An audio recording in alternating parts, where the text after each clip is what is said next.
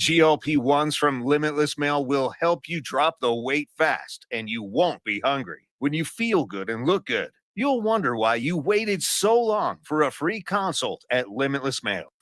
This is Lincoln's home for sports talk on the FM dial. Also online at theticketfm.com. On the internet. KNTK FM Firth, 93.7 The Ticket. If you're seeking a career with a growing company, Gaina Trucking and Excavating is hiring and looking for additions to their team. Gaina Trucking has a strong team culture, competitive pay, 401ks, and benefits like health, dental, and vision. Drivers are guaranteed 40 hours per week, even in the winter months, and are home every night. Start your career today at Gaina Trucking and Excavating. Apply today at GainaTrucking.com. Ticket listeners know a dream team when they see one. At Applied Connective, we've been in the game for 20 years and have developed a team of world-class leaders in all things IT. From cybersecurity and Microsoft products to physical security, audio-video, infrastructure, business phone systems, and anything in between. We'll help you leverage technology to become your most secure, efficient, and profitable. Head to our website to check out real reviews and testimonials and sign up for a free tech consultation. We can show you where you might be vulnerable, inefficient, or overspending. It's a game changer, and it's totally free. Claim yours right now at appliedconnective.com. At Fairway Meat Market, you're family, and as part of the family, they want to save you money on your meat and groceries. It's Thanksgiving week, and now through November 30th, enjoy boneless ribeye roast, choice for $19.99 per pound, and prime for $29.99 per pound. Fresh ham loaf, $4.49 per pound. Bush Light 30 racks, $17.99 each when you buy two. And USDA prime whole beef tenderloin for $29.99 per pound. That's all at Fairway Meat Market in the Rockledge Square Shopping Center, just south of 84th and Van Dorn. Hello? Honey, I'm stuck in the snow. Did you take Highway 30 again? No, I'm at the end of the driveway. Oh, I'll get the shovel. Let's try to win a new SUV in the Nebraska Lottery's Yuletide Ride promotion. We just enter non-winning Merry Money holiday scratch tickets online until January 20th. You know what? After you dig me out, I'm driving straight to a Nebraska Lottery retailer. Why don't you use my truck? Merry Money top prize odds vary by game. Ho, ho, ho, come on up. What can I get for you? My mind was racing with all the Raising Cane's chicken finger combos, craveable cane sauce, and ice-cold drinks. Come on, man. Let's go. It was an impossible decision to make. How about a box combo? Good. Who's next? No. I want a Caniac combo with extra cane sauce, no slaw, 2 extra toast, and a half sweet tea, half lemonade. Now that's an order. Celebrate the holidays with a classic, Raising Cane's chicken fingers. One love. Nutrition Authority invites you to enjoy internet-crushing prices at the Black Friday Blitz. We already offer better than internet pricing, but from Monday, November 24th through Saturday, November 29th, we're slashing them even deeper. The Black Friday Blitz at Nutrition Authority. For location info, check us out at mynutritionauthority.com. Have you heard about Advanced Medical Imaging Surgery Center? Located at 7555 Pioneers Boulevard, Advanced Medical Imaging Surgery Center offers compassionate, patient-focused care and provides outpatient surgery services, making it possible to have non-emergency surgery and return home the same day. Advanced Medical Imaging Surgery Center specializes in cardiology, vascular radiology, orthopedics, pain management, and much, much more. Give them a call today at 402-261-1085 or online at amimaging.com. Rosie's Sports Bar and Grill, open for lunch and dinner at 1501 Center Park Road, just south of 14th and Highway 2. Husker Nation, now is the time. Holy moly! Man, woman, and child did that. Put them in the aisle. Diving touchdown, Nebraska! Does he have enough? Is it long enough? It's going to be tipped and caught. It's caught. How many tackles can one man break? He's to the 20. He's to the 10. He's on the way. Totally unbelievable. It's game day in Lincoln, America, and this is the A1 Automotive Ticket Tailgate Pregame Show. The A1 Automotive Ticket Tailgate Pregame Show is powered by Select Plumbing, Raising Cane's, Advanced Medical Imaging, Elway Power Sports of Lincoln, Currency, and the Kindler Hotel. Come on. Get up and get loud, Husker fans. The A1 Automotive Ticket Tailgate Pregame Show starts now.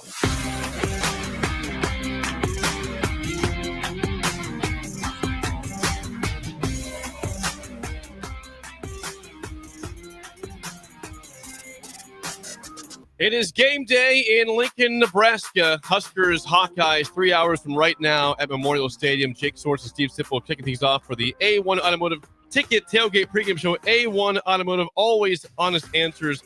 11th and L, also at 5110 State Hill Drive in South Lincoln. We just finished up and just stopped early break, an hour early to kick off the Tailgate Show because that's what we do. We are kind people. The people need the pregame show. And we're here. What a morning. It's been fun so far. Talk some football now. You saw Officer McLeod here, too. Yeah, Officer McLeod is from Columbus. And he was in the studio with his son, who's, I didn't get the age of his son, because I'm guessing in the 7 to 8 to 9 range. I think, 8 to 9 probably. And he's going to his first game, his first Nebraska football game. Hopefully, it's better than most games against Iowa. As we pointed out at length, you cannot overstate it. Nebraska has lost 6 straight times in Lincoln to Iowa. Nebraska has beaten Iowa 1 time in Lincoln since they joined the conference. That was the first year in 2011. Ever since then, pain and sadness and torture. Yeah, and I'm struck this morning by the few fans I've talked to, and I've probably been now getting close to 10, how hesitant they are to express any confidence. What is everybody. And I think a lot of it is, if you want to drill down on that just a little bit, is that Penn State hammered Nebraska on the ground, 231 rushing yards, 5.9 yards per carry. And Iowa's statistically a better running team than Penn State. I mean, Iowa's 50th in the country in running the ball. A little misleading, by the way. I think they're 50th. Penn State 63rd. I mean, so with those backs, they were 63rd. 63rd with Katron Allen and Singleton. They were they ran all over Nebraska. Disappointing season for Penn State. Wow. And so statistically, Iowa's a better running team. And David Eichel covered it very well. They run the quarterback, and so it's the quarterback run game in the outside zone. That's what this is. He just nailed it. That's what this is. Can Nebraska hold up against that? What does Iowa do, Jake? They attack the edges. Yeah. I mean, that's been a issue all season, edge runs. Well, let me ask you this, too. Have we really seen a running quarterback this year against Nebraska? Think about that. Aiden Childs. He didn't run that much. He got much. Hurt. No, he got hurt. It's like, what about Underwood?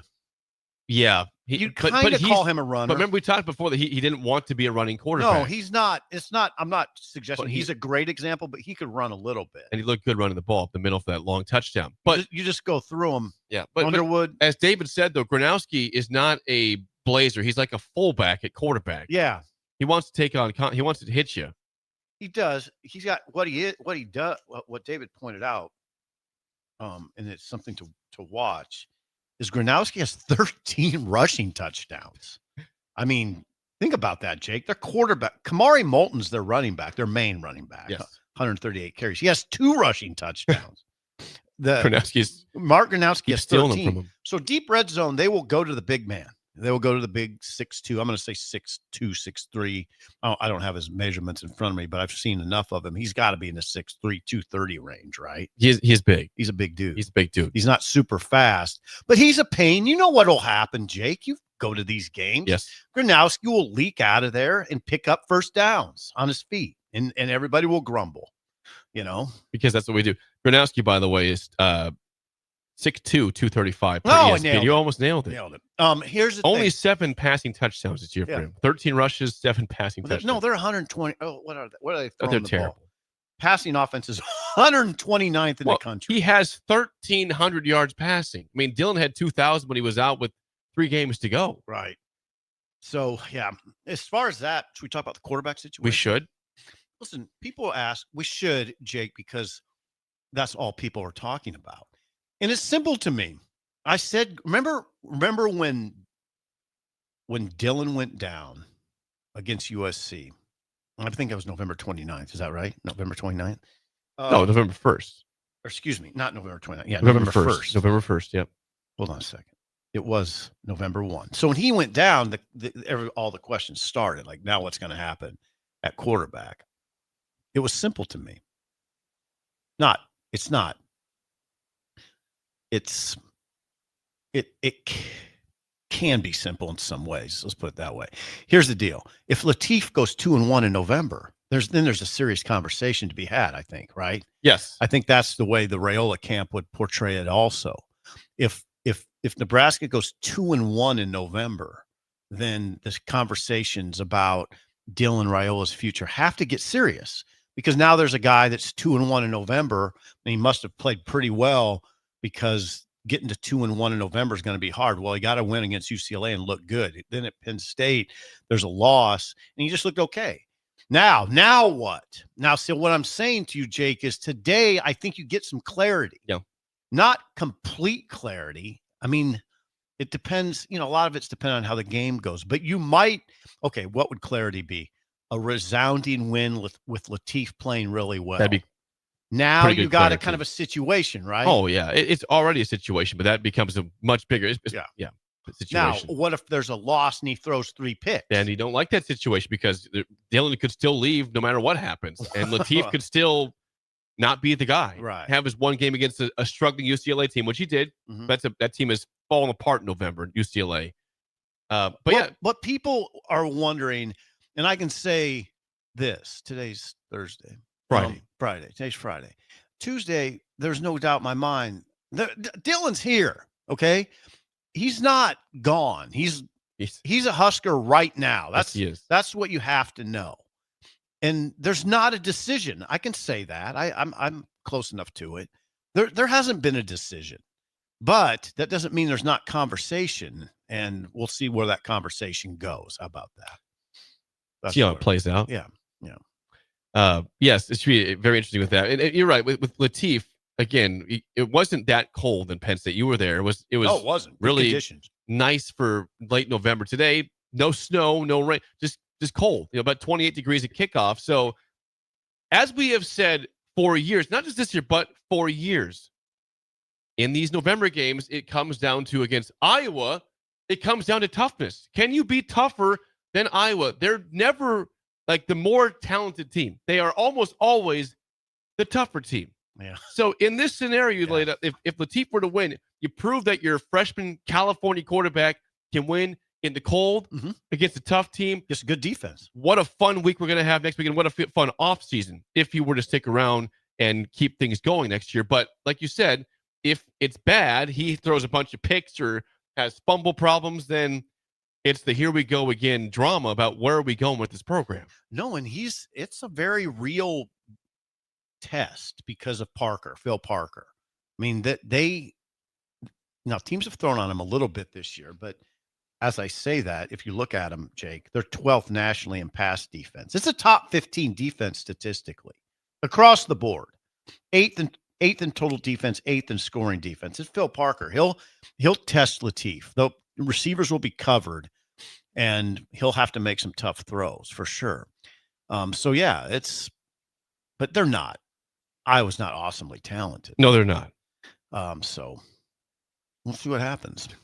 Yeah, I mean, the thing is that we had the fear, and rightfully so, last week. Hey, can you stop the run? You just listed Penn State's rushing stats are not impressive. We know they've got great backs in Allen and Singleton. 63rd. And guess what? Our fears were realized because they kept going outside. They kept getting success. 200 plus yards rushing. So 231. Everything we feared came true.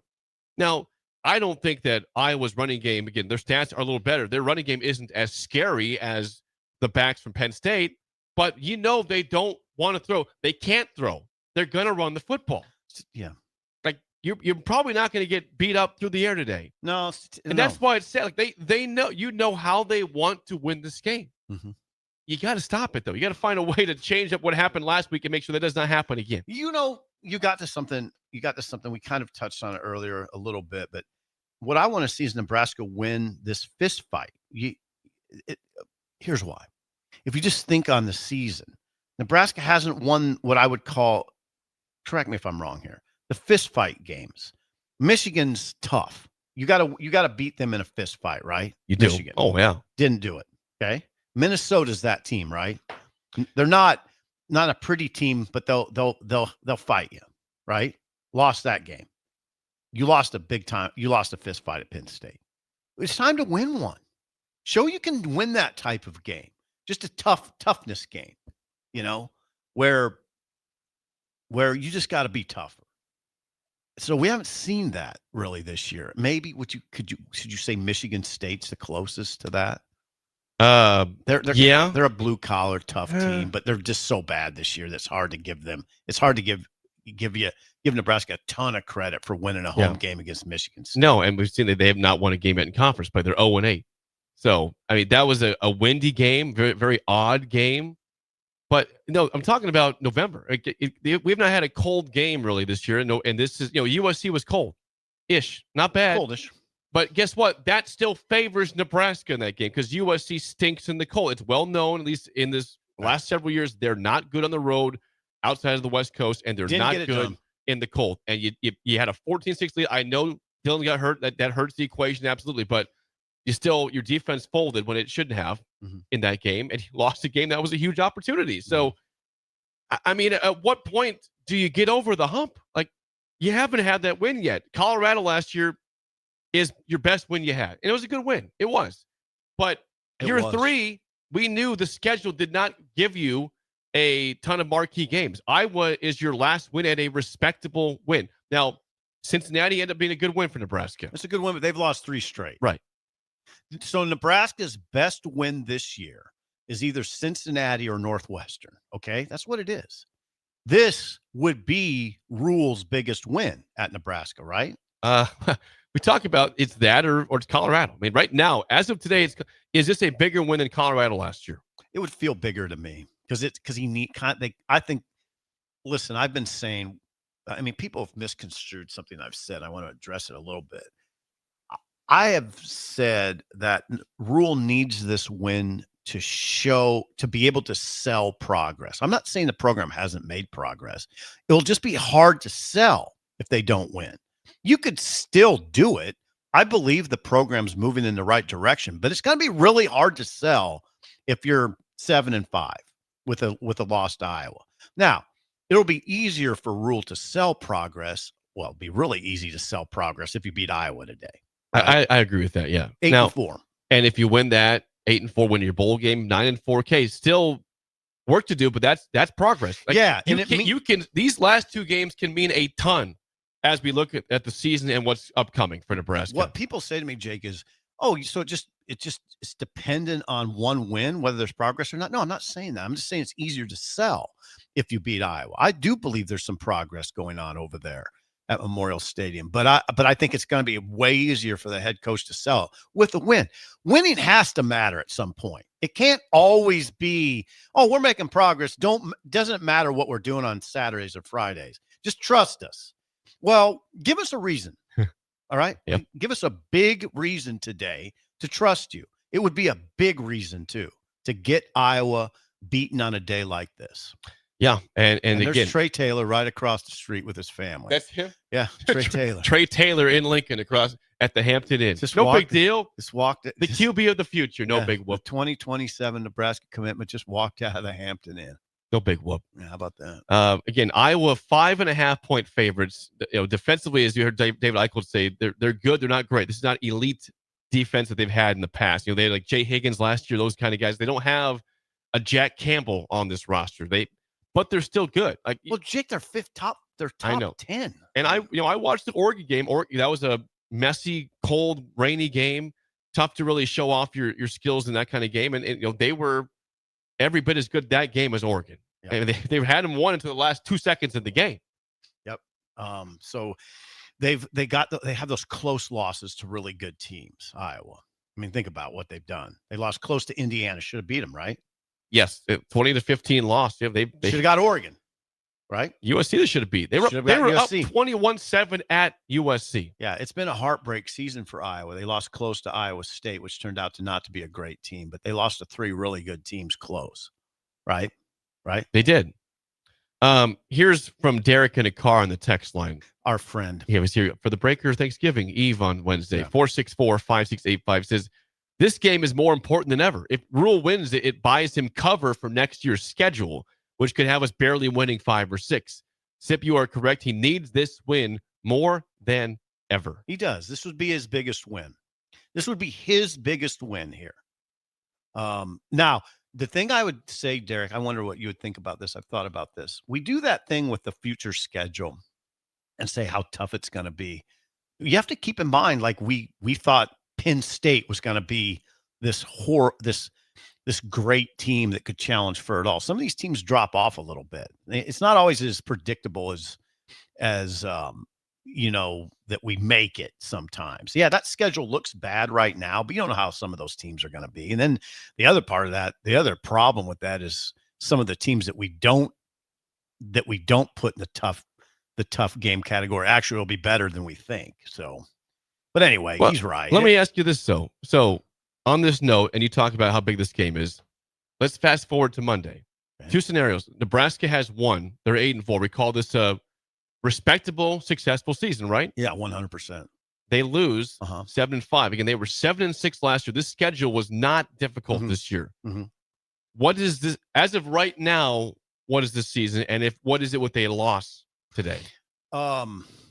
It's kind of blah. It's not. It's unfulfilling in many ways, right? They did get some close wins, but the schedule is very, it's a very forgiving schedule. 7-5 against this schedule wouldn't do much for you, right? No. That's why this game is big. And you want to see Nebraska beat we have grudging respect for Iowa. Absolutely. Right. 100%. You want to see them because they're consistent in what they do every year. You know what? Here's a good way to phrase it. Rule talks about in life doing things that are hard and the importance of doing things that are hard, right? Do something hard. All right? This is hard.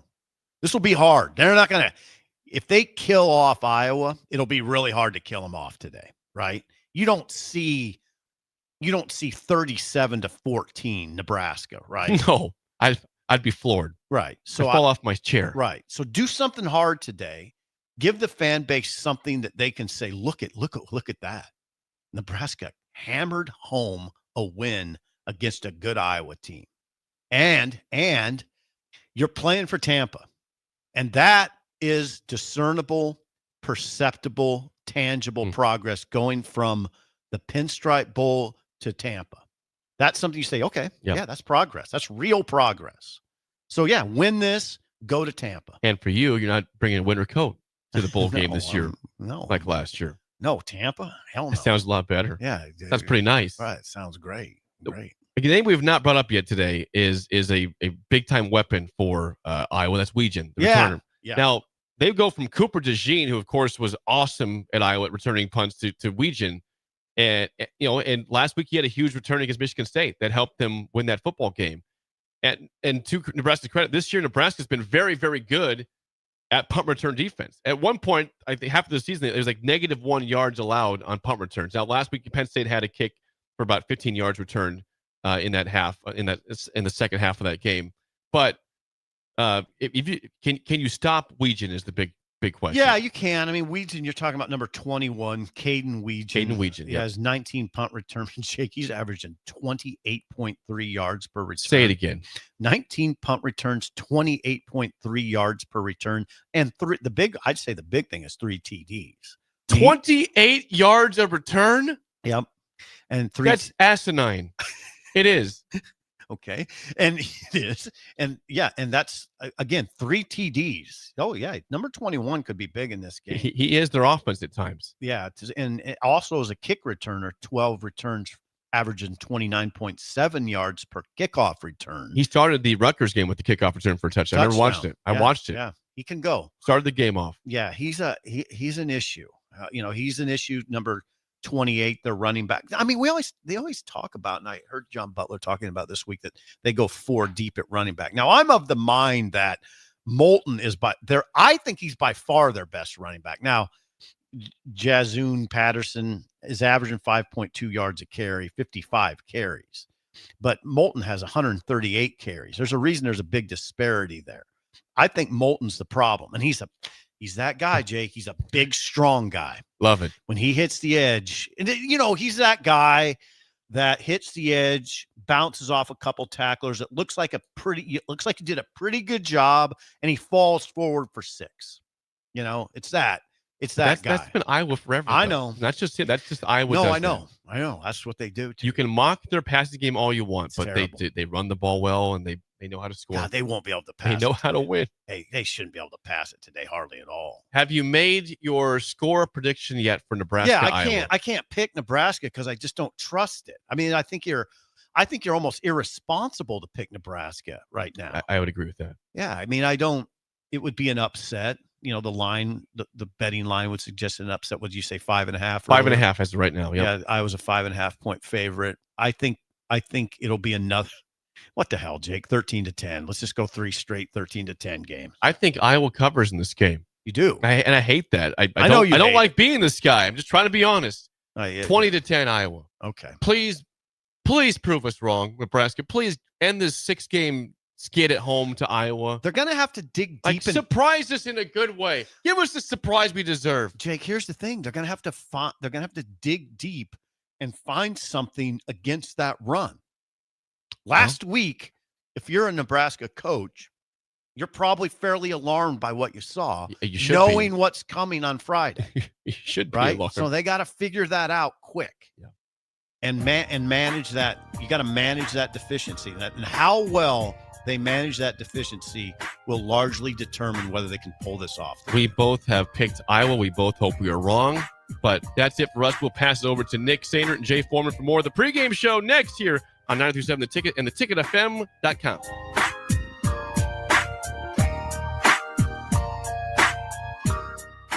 Fall is here, and so are cooler temps, darker evenings, and slick roads. Is your vehicle ready for the change in seasons? At A1 Automotive, we've got you covered. From tire checks, brake inspections, batteries, and heater systems, we make sure your car is road ready for the Nebraska winters ahead. Don't wait until the first frost. Schedule your fall car care checkup today and drive with confidence all season long. A1 Automotive, always honest answers. Nebraska fans, it's game day in downtown Lincoln. Big Ten Sports Bar is your ultimate spot to catch Nebraska football and volleyball with every game on, every screen, all day long. Today, they're bringing the party with Sidetrack Band all day long, and Echo takes over tonight. Doors open bright and early at 8 a.m. Grab breakfast, stay for the game, and keep the night going with full kitchen open until midnight. Big Ten Sports Bar, downtown Lincoln's home for Nebraska sports, fans, good food, and drinks. Hey guys, it's Adam Carricker here. As a former Husker and NFL player, I'm a health nut. Hydration and recovery starts at home. That's why I teamed up with Culligan of Lean. Soft water means better showers, cleaner dishes, and it protects my water heater and appliances. Their high-efficiency softener cuts salt and water usage. For drinking, I added a Culligan reverse osmosis. Bottled quality water right at my tap. Great taste, and it's certified to reduce tough contaminants like lead and PFAs. Right now, get up to $300 off a whole home system or just $9.95 per month for your first 3 months. Schedule your free water test at CulliganHuskers.com. That's CulliganHuskers.com. Culligan of Lincoln, water you love. Go Big Red. Limited time offer. Participating dealers. Restrictions may apply. Ticket listeners know a dream team when they see one. At Applied Connective, we've been in the game for 20 years and have developed a team of world-class leaders in all things IT. From cybersecurity and Microsoft products to physical security, audio-video, infrastructure, business phone systems, and anything in between, we'll help you leverage technology to become your most secure, efficient, and profitable. Head to our website to check out real reviews and testimonials and sign up for a free tech consultation. We can show you where you might be vulnerable, inefficient, or overspending. It's a game changer, and it's totally free. Claim yours right now at appliedconnective.com. At Jimmy John's, we don't make sandwiches. We make the sandwich of sandwiches. We use fresh veggies because we don't hate salads. We just feel bad for them.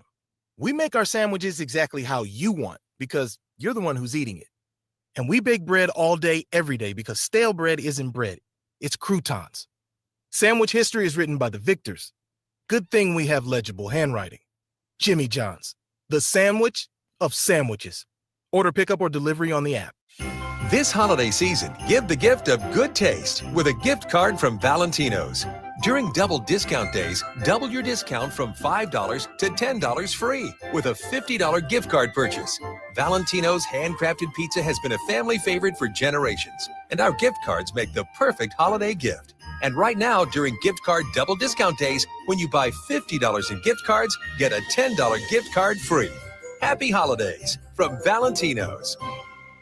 Nebraska farmers, harvest is here and every gallon counts. That's why Sapp Brothers Petroleum launched the Go Big Red Fuel Giveaway. When you contract your fuel with Sapp Brothers, enter to win $1,000 in fuel credits. As Husker Country knows, the only thing stronger than the roar at Memorial Stadium is the drive of a farmer putting food on the table. Fuel your farm with Sapp Brothers Petroleum and enter to win $1,000 in fuel credits. Visit sapbros.net today. Sapp Brothers Petroleum, fueling the heartland. Go Big Red. The savings continue all November long at Elway Power Sports of Lincoln. They're extending their red tag sale with machines priced at invoice plus $300. That's it. No freight, no setup, no extra fees. Plus 10% off snowplow kits, 10% off fly motocross gear, and 50% off all in-stock road tires. Elway Power Sports of Lincoln has you covered all under one roof with a large selection of side-by-sides, ATVs, motorcycles, and personal watercraft at their 27th and I-80 location. They can't wait to get you set up for the holiday season. Stonebrook Exterior is your trusted partner in exterior solutions for both residential and commercial projects across Lincoln and Omaha. With over 2 decades of expertise, they deliver everything your building needs, all under one roof. From roofing and siding to gutters, wall systems, custom masonry, and metalwork, Stonebrook handles it all with precision, safety, and professionalism. Take the worry out of your exterior projects. Choose Stonebrook Exterior, where quality, safety, and service come together seamlessly. Visit stonebrookexterior.com or call 402-438-5559 to get your free quote today. Things that impair you come in many different shapes and sizes. Some are the shape of beer and liquor bottles. Others look like cigarettes but aren't cigarettes at all. These are the things we know impair us, the things our parents warned us about. What we're not always aware of is our new prescription or the over-the-counter medicine we picked up just for allergies or a bad cold. See, it doesn't just matter how much of a substance you take. If you are impaired, driving is deceptively dangerous. Don't drive impaired. Paid for by the NDOT Highway Safety Office. I'm Kirk Herbstreit, and today I'm eating Raising Cane's. Herbstreit's in the drive-thru again. Oh, hey, Kirk. What can I get you today? I want a solid bench of 4 chicken fingers that are real difference makers. Crinkle-cut fries with dynamic ridge patterns, Texas toast, and cane sauce with an air of smugness that comes from knowing you're the best. Now back to you, Todd. So the usual. Make Raising Cane's part of your game day lineup. One love. Back to the A1 Automotive Ticket Tailgate Pregame Show, brought to you by Advanced Medical Imaging.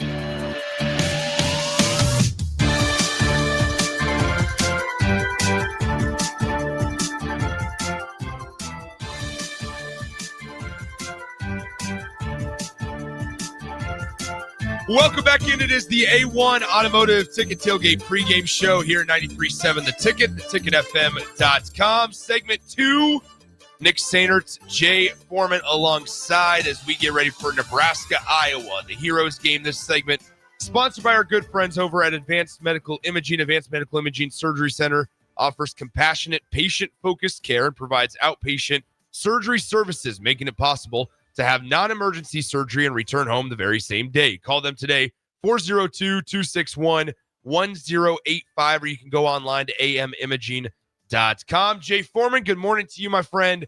You got your heated vest all fired up, ready to go, and hopefully Nebraska's running game does the same. Yeah. I haven't started getting warm yet, so we got to make sure that, make sure it's not a bootleg one. Yeah, it's got to work. Returned on Amazon, but it's all good. Yeah, I think, here's the thing, Jay. As we go into Nebraska and Iowa, just give me the rundown of your feelings right now. Because this is a big one. Yeah. It is a big opportunity on multiple levels. Yeah. Big picture for Nebraska football and the outlook of the program. There's also a lot of conversations being had individually about some guys that today could be a big day for them. Well, sure. If there's ever a game where it brings a whole bunch of was it tentacles or whatever with it? that spider web goes pretty wide. I mean, it's there's money on the line. Bowl game money, which is probably 2x versus. Yeah. It sounds like the loser goes to Vegas and the winner goes to Nashville or Tampa. Yep. And that's the difference in, a couple $1,000,000. That's a lot of money. It's for, Emmett, he wants to cement a great season for him. It came a long way since last year. I mean, you got to think just a calendar year ago, they were, before Dana started calling the plays, reluctantly, they were playing him. A lot can change in a year.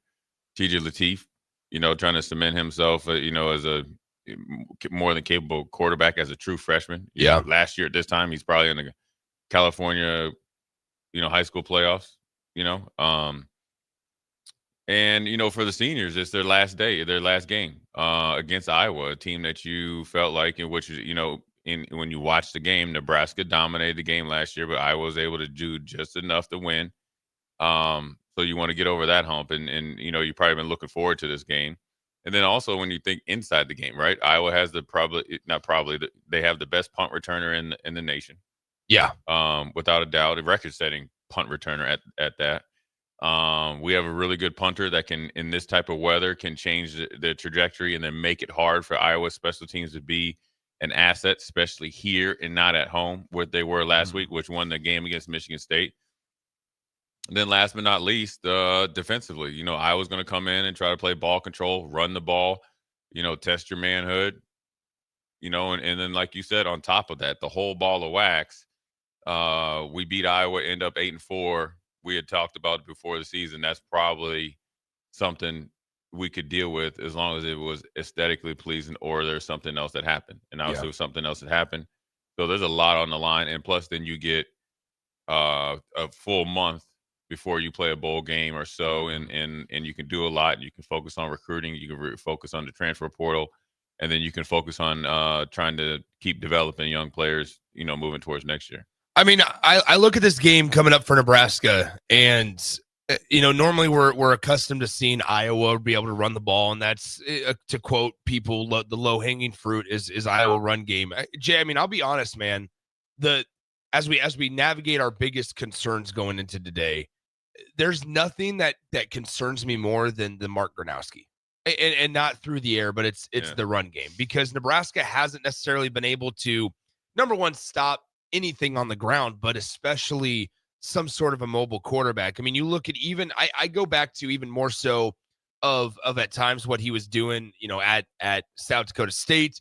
And I mean, this is a guy that has had double-digit rushing touchdowns in 3 of his 5 seasons, including this year in college football. And I just think that what wins on days like today, where it's going to be ugly and you're not going to be able to do everything that you want to do, maybe offensively and stuff. And I look at it and I go, veteran leadership is very crucial, I think, in days like today. And not to say that TJ Lateef can't lead or won't be able to lead, but I mean, having the experience of playing in games like this in the past, I feel like certainly gives teams a leg up in certain situations. Yeah, if you're not, if you don't game plan for it, if you don't execute for it, I think you can, lessen his effect on the game, as far as I call it, off schedule quarterback runs. That means you have their receivers covered, or you have whatever they, pass concept covered, and he's able to pull it because, you get upfield too much, there's a gap, and then if you're man-to-man defense, nobody's there. If you're in zone, a guy might not be in that area in the zone, and then he's pretty savvy on how to, run enough, set up his block. He's done it enough, so he's seen, a lot of things and when to do it, and maybe it's something that they put into their offense, based on a coverage that they think Nebraska could play. So you have to be really good, but then also, how you eliminate that is by superior effort.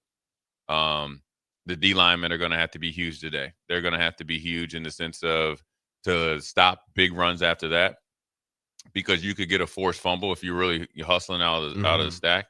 But then also they're going to have to play well when they got to line up and play against this Iowa offensive line that's trying to prove a point. And it's personal for them. There's no love lost, and so roll into the game, which they probably already are rolling. Or they're don't. This is not a game for you to get your picture taken for Instagram. This is a game to get your mind right, no matter what the weather is. I would ask you this, and I don't mean this as a dig to Nebraska. When was the last time that we saw superior effort, as you just categorized it? Yeah, from the defense. I don't know. I mean, all game. Do we? Yeah, like all game. Yeah, Are we going back to last year? Yeah, maybe it's like I think back to the bowl game. Yeah, or like maybe like yeah, sure. Tony White's first year for sure. No, they can still do that. Now it's just more or less, I think, also stop guessing and just go play football. This is not, a confusing offense run game wise or period. Yeah. They are running literally stuff off of Madden 2001, 2002, basic passing concepts, and just try to get you to bend the knee. And so they I think Iowa's the type of team. And they're tough. I mean, when I'm talking about them, it's no disrespect, but there's a lot of respect. But they're a team that, we seen a few years ago, when you bring force to them, they do not react well, because then they got to deal with what our advantage is athletic ability and skill wise. And so, getting your mind right to bring force to them. And not just the beginning after, you get introduced in the, or the third quarter, or if they're, I don't know if there's a flyover, you know what I mean? Yeah. Like we're talking about in the middle of the second quarter. We're talking about in the middle of the third quarter. Exactly. We're talking about the odd series that, you have at times. Nebraska's had a 10-point lead. Oh, we got them now. No. You have to put these guys into the ground. And that's what makes them hard out, because they're always going to compete, but there is a path, but the path isn't easy to walk. Are we making too much of Iowa knows what they want to do? We know what Iowa wants to do. Iowa's this incredibly tough team. Do we make too much of that? Like, I feel like that's talked about so often and nonstop that it's like at some point also, are we just making too much of that? I think sometimes if you're making too much of it, you're not giving them the right amount of respect, because they're actually good. Okay. You know what I mean? But that's what makes them good. That's what I'm kind of talking about, is like, do we frame them in this too much, too often, in this, they're actually not a good football team. They just play dirty and nobody else can, not dirty. They play just on the edge of dirty. On the edge of dirty. At times. That's fine. And they just play the grinded out, gross, muck it up type of football. And there's 95% of the other teams that don't want to, can't play that way. Yeah. So that's how Iowa wins. Like, are we making too much of that? Yeah, of that point, yes, because they actually do have really good athletes. Okay. You don't have that amount of guys drafted or being able to stick in the league, or make opening day rosters in the NFL or whatever, all that stuff, and not be athletically gifted. Now, they don't do it with a lot of flash. If you see some of their practice, reports and videos, the little that you get, they've had the same practice uniforms probably for the last 10 years, right? They don't do a lot of flash, right? It's all substance. And so that's where you get that narrative, but that lack of flash and more substance is what makes those players really, really good and dangerous. Sure. Because they know how to do more with less, and they're willing to see, will you do more with less? And most teams have more and don't want to do it less. And so that's where they kind of even the playing field. But don't sleep and don't think that, they don't have athletes over there. Now, do they probably use their skill position guys that, to the best of the ability of those guys that go there as a wide receiver? Probably not. For instance, was it Chris Jones that transferred from there to Purdue, and then led the Big Ten in receptions, played a couple years in the league. So, you can't sleep on Iowa any means, and they've done it. They've put a lot of guys in the NFL, so they do have really good players. Their style I don't think is any different. They just stick to it, and they really emphasize the things that people don't emphasize right now. That's the fundamentals. Gotcha. That's what really people are saying. They're fundamentally sound, but the good teams are fundamentally sound. That's why they always win. As we continue this conversation, Nebraska, Iowa, it's coming up, 11 a.m. kickoff on CBS. This segment, Nick Sander, Jay Foreman, brought to you by our friends at Advanced Medical Imaging. Call them today, 261-1085, or you can go online to amimaging.com. All right. So Jay, let's talk key players as we usually do here. By the way, remind everybody to join in right after the game as soon as the game is over for the Jay Foreman post-game show, as we will break down, hopefully, what we talk about in Nebraska victory today. Let's talk key players here. Let's start first on the offensive side of the ball. Who's somebody that you look at and go, okay, he's got to have a good game to at least give Nebraska a fighter's chance? Well, I think TJ Lateef, and I'm not talking numbers wise. I'm just talking about being efficient and consistent. And that part of that, he's probably, attached to that is Dana Holgorsen. Put him in positions where he can get off to a good start. And then obviously I think him showing that he can handle playing against Iowa, and their defensive philosophy will then put energy into the rest of the team. So I think he needs to go and play just like how he's been playing. Yeah. What does the day look like for TJ Lateef?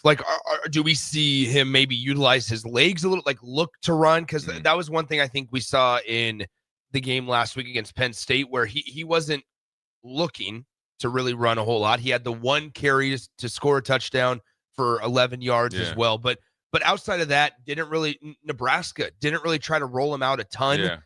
Do we see Nebraska maybe bring that? What's the day look like for TJ Lateef on a day that the weather is like this and who you're going up against? I think, the more he's played and maybe been able to study him and maybe saw some things that maybe he missed on last week in that aspect, see it off schedule runs, right? If his first, second option isn't there, I like his matchup, getting 4 or 5 yards against Iowa's second level.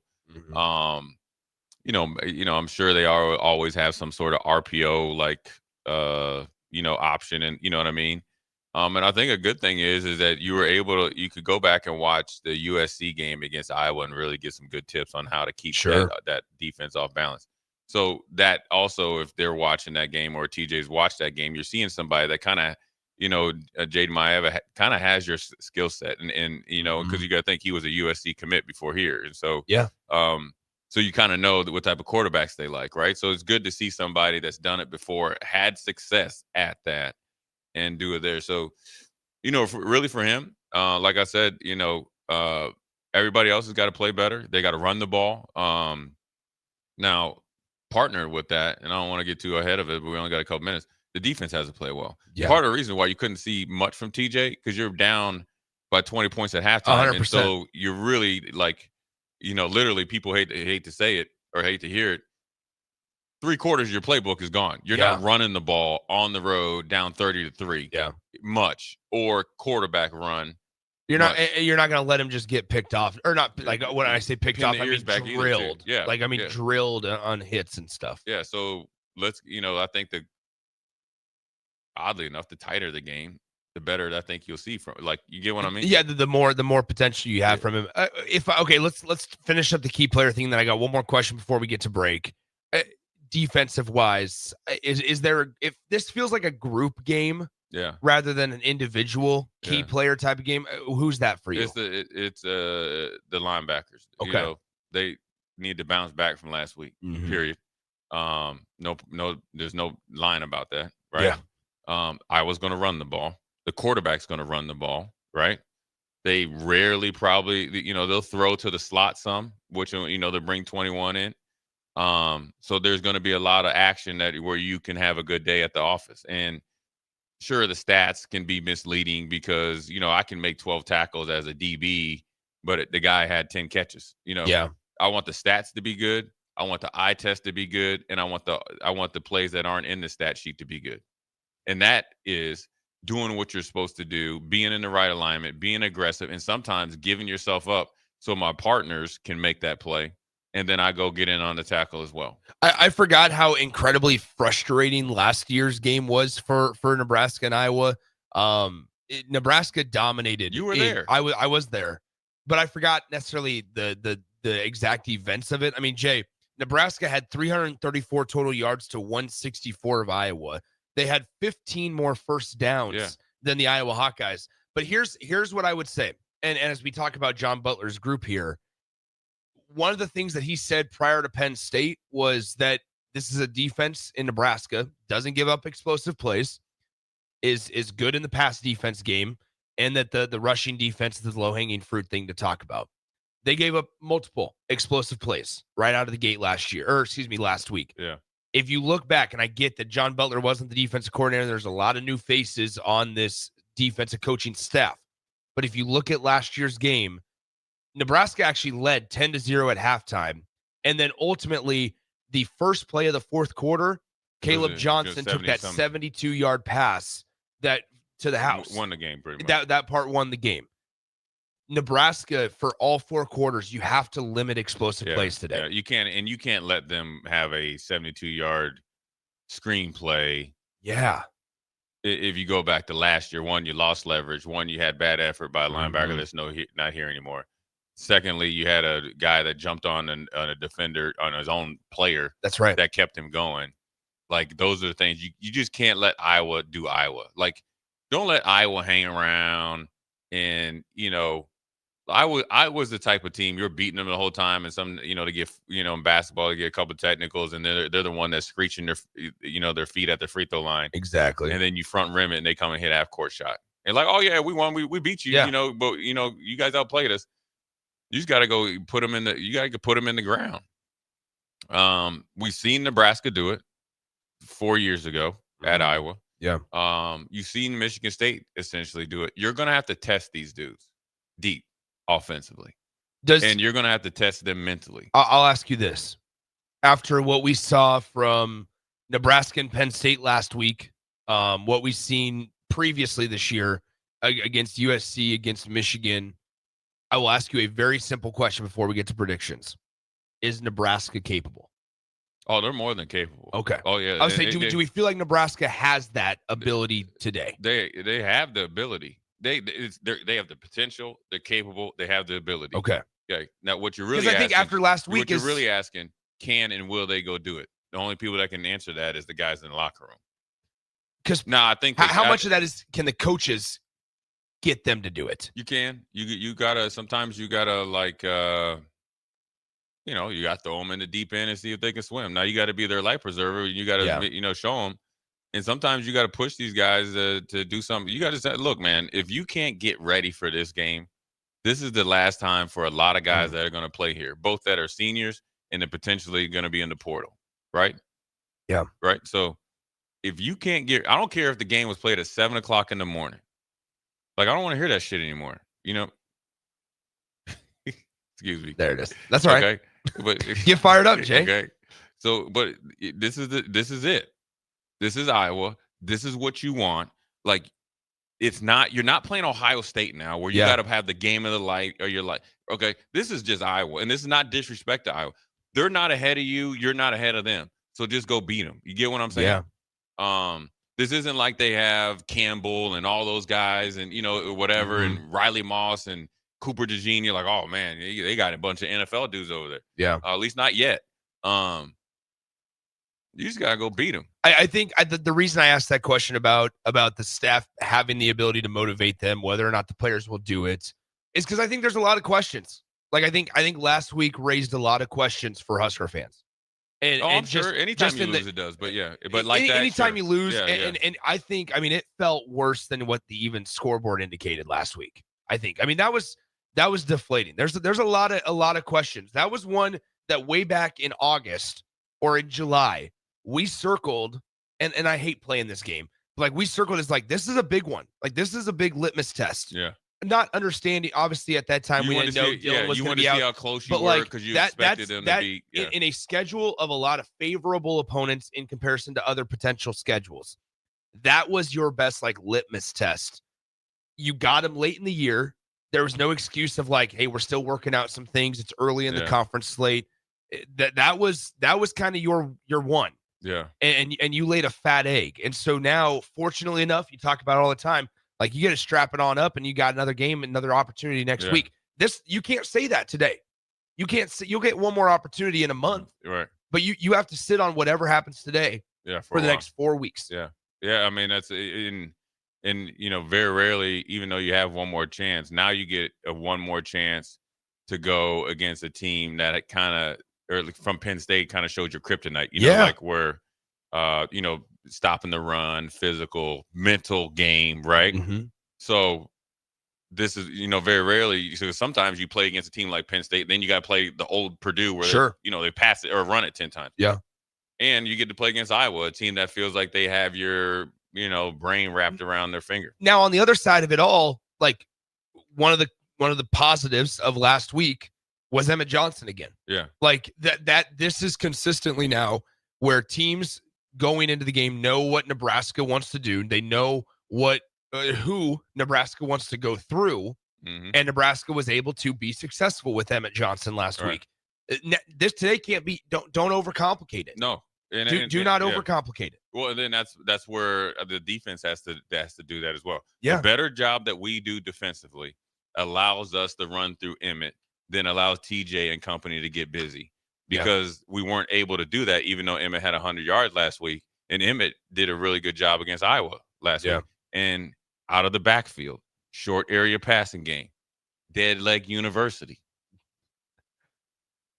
That makes some folks happy. Yeah. Is your jacket starting to heat up? Did you have to turn it off? Yeah. Yeah. Because I'm bringing the heat. Save I apologize for my language. It's okay. It's okay. I got the dumb button. We're fine. All right. This is the A1 Automotive Ticket Tailgate Pregame Show. This segment sponsored by Advanced Medical Imaging. AMI Surgery Center offers compassionate, patient-focused care, and they provide outpatient surgery services that make it possible to have non-emergency surgery and return home the very same day. Call them today, 402-261-1085, or you can go online to Advanced Medical Imaging's website, amimaging.com. All right, Jay, for the last time this regular season, what's your prediction for the Huskers and Hawkeyes? I think Nebraska is going to win 20-10. All right. That's a blowout in this game. Is 20 the magic number? Yes. Okay.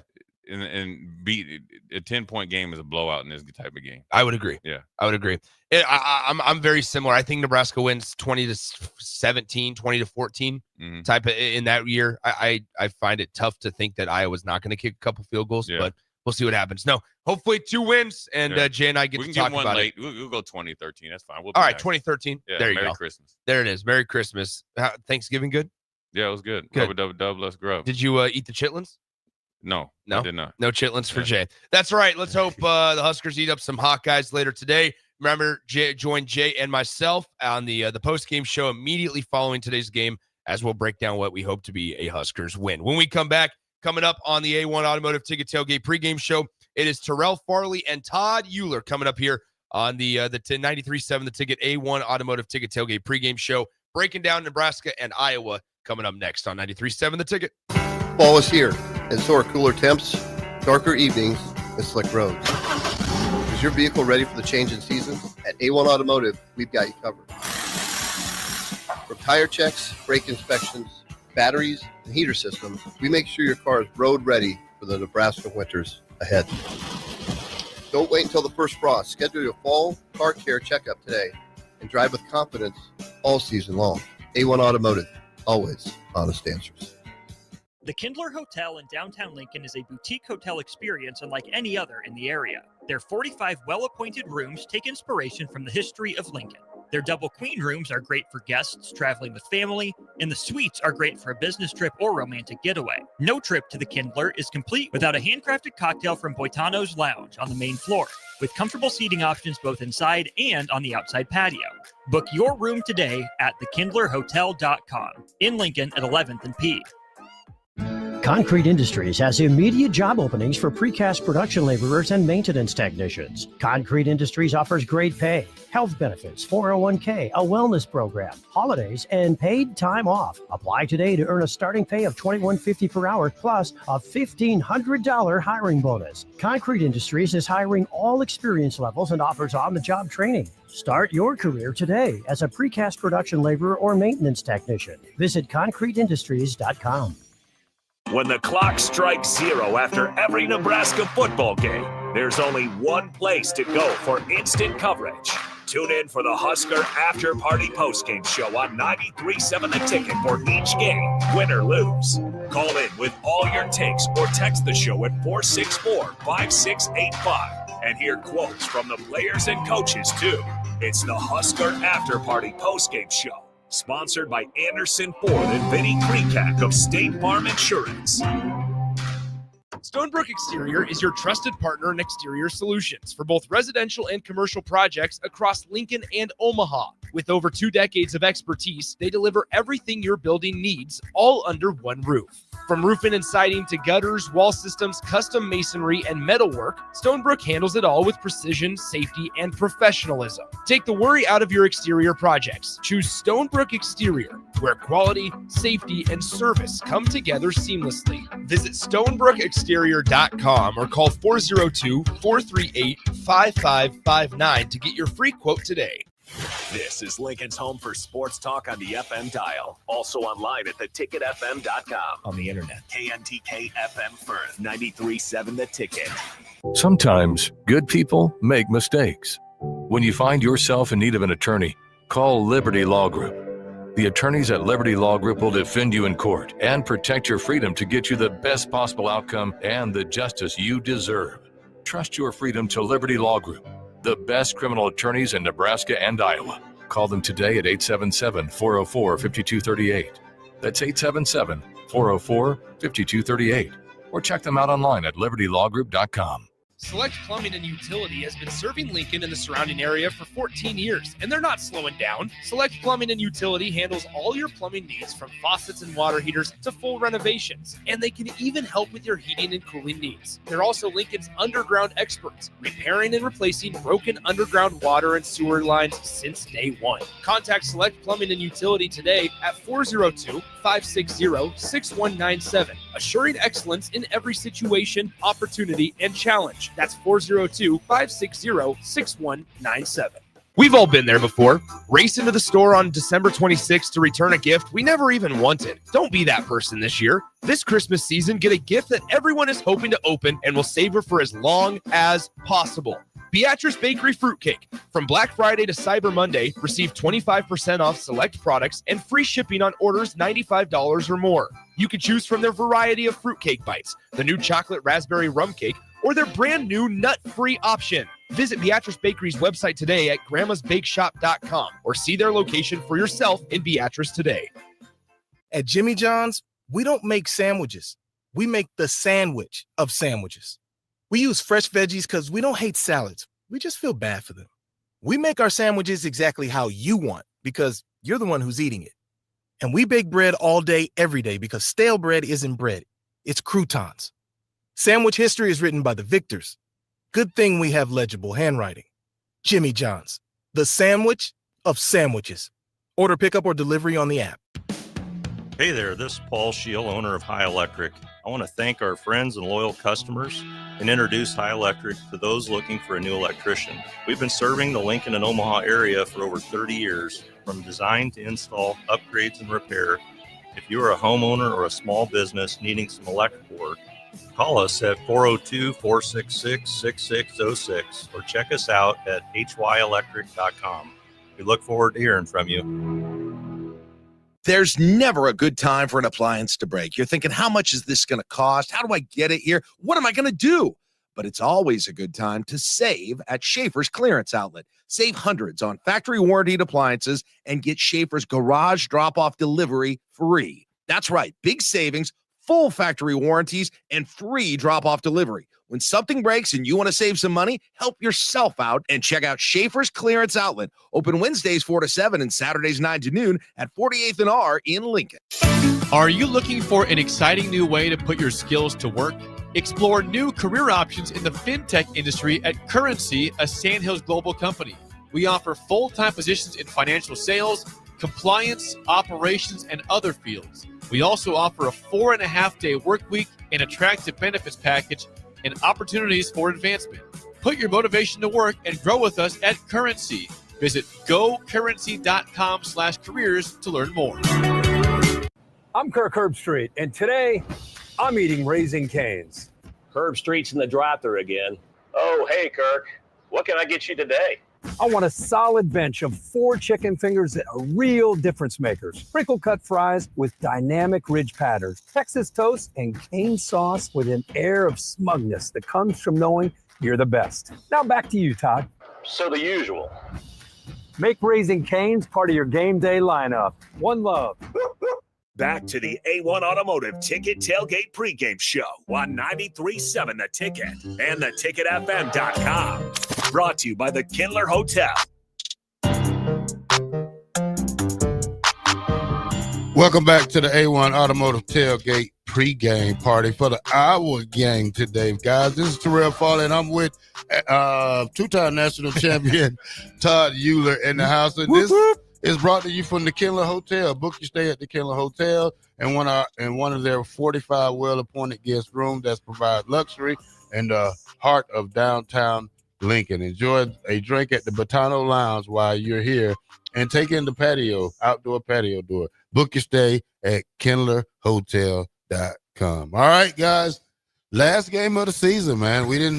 We weren't thinking it came this fast, but hey, it's here. It's here. It's here. And beat Iowa. Yeah, and the people, I call them the people from over the bridge. Over the bridge. When we talk about that, because when you go to Omaha, Iowa's just over the bridge. Right over there. All right, man. We got to get straight to it, man. We got to figure out some keys for Nebraska to win this game. I think Nebraska has a good shot to win this game because, they just need to. I mean, you need to go out with a bang. You need to show people that you can win games like this. You need to show your teammates that you can win games like this. Even the hurt guys, you got to show them like, hey, we can win this game with the guys we got. And I think it's just makes sense for Nebraska to go out there and try to win this game today. And shake hands, too. Yeah, maybe shake hands after the game. Before the game. Before the game? Yeah, we got to shake hands. Okay.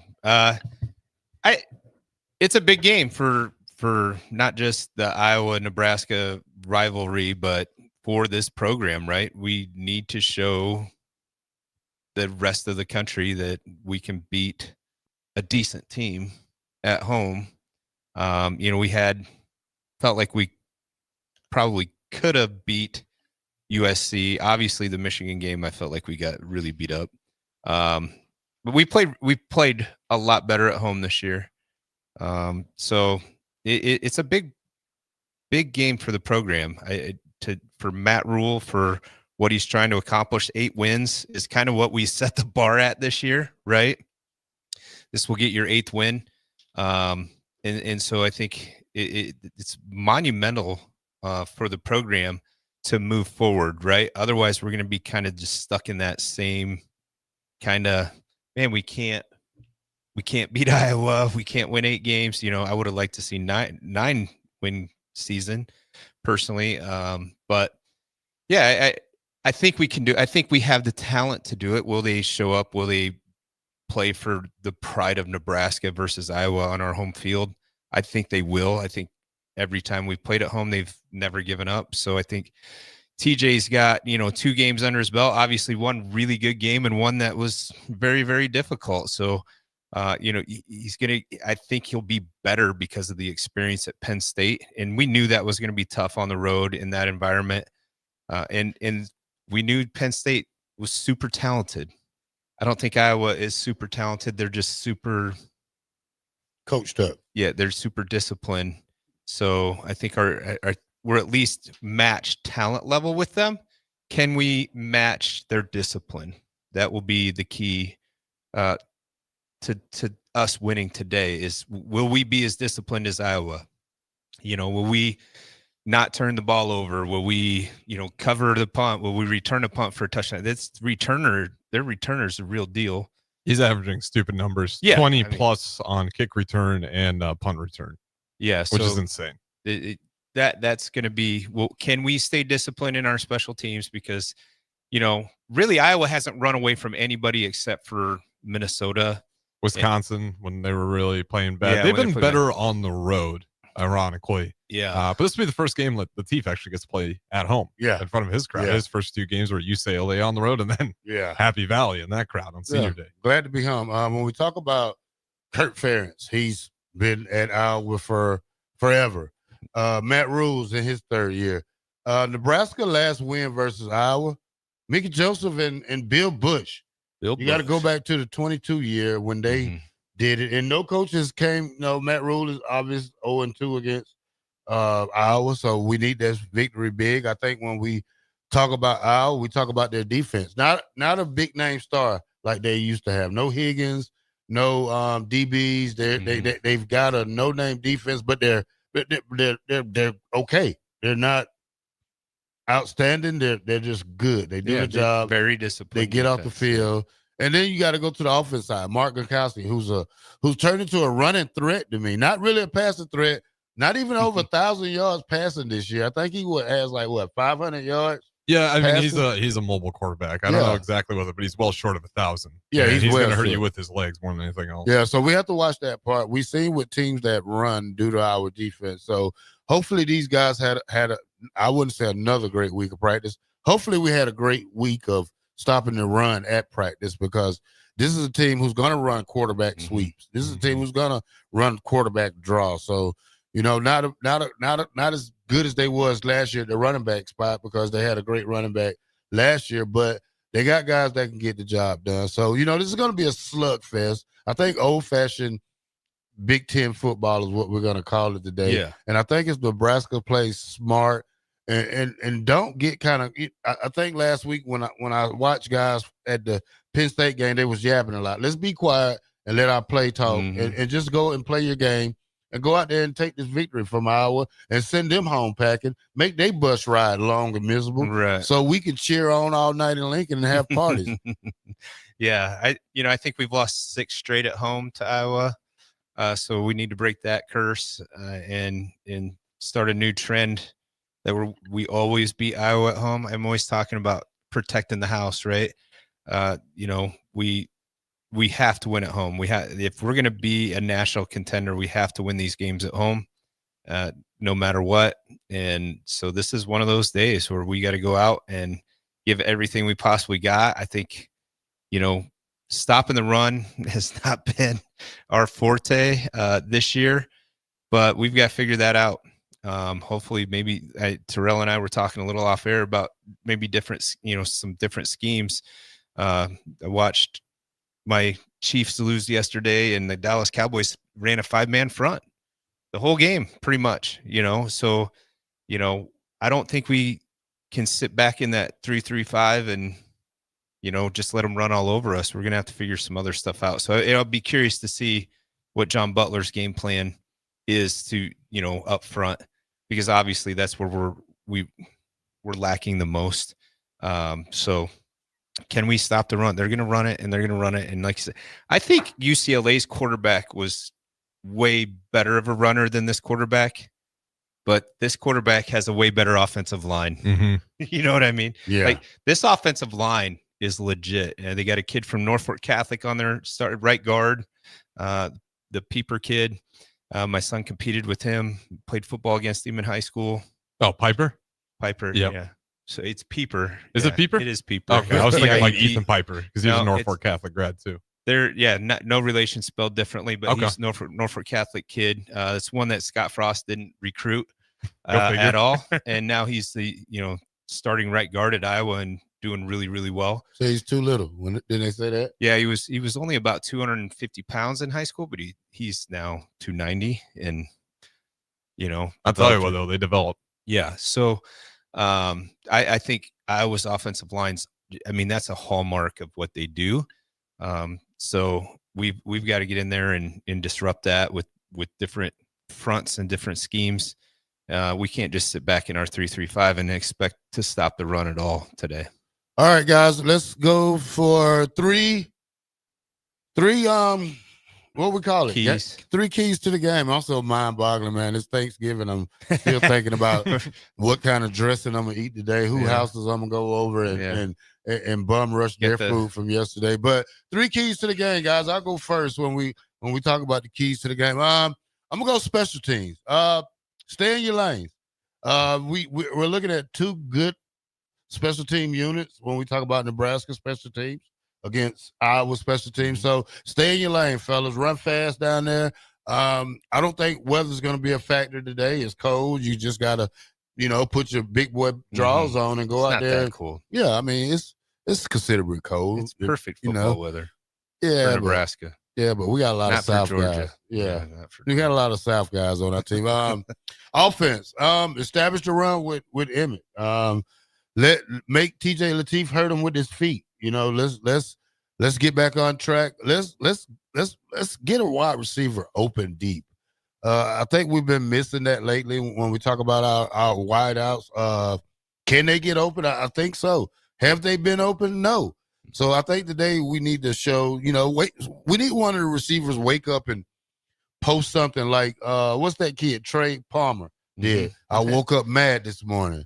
So, and he woke up mad against Iowa. He hit him for 240-some yards receiving. So let's just do the things we need to do to take this victory, get this victory. Defense, play smart defense, wrap up, get aggressive.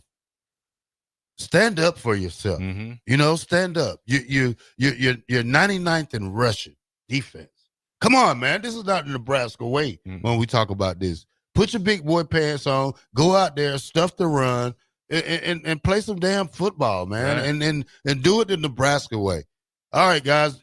I'm gonna pass it y'all. I don't want to take too much time. Yeah, I think the three keys are going to be can TJ, when needed to convert some third down conversions with his arm or with his legs.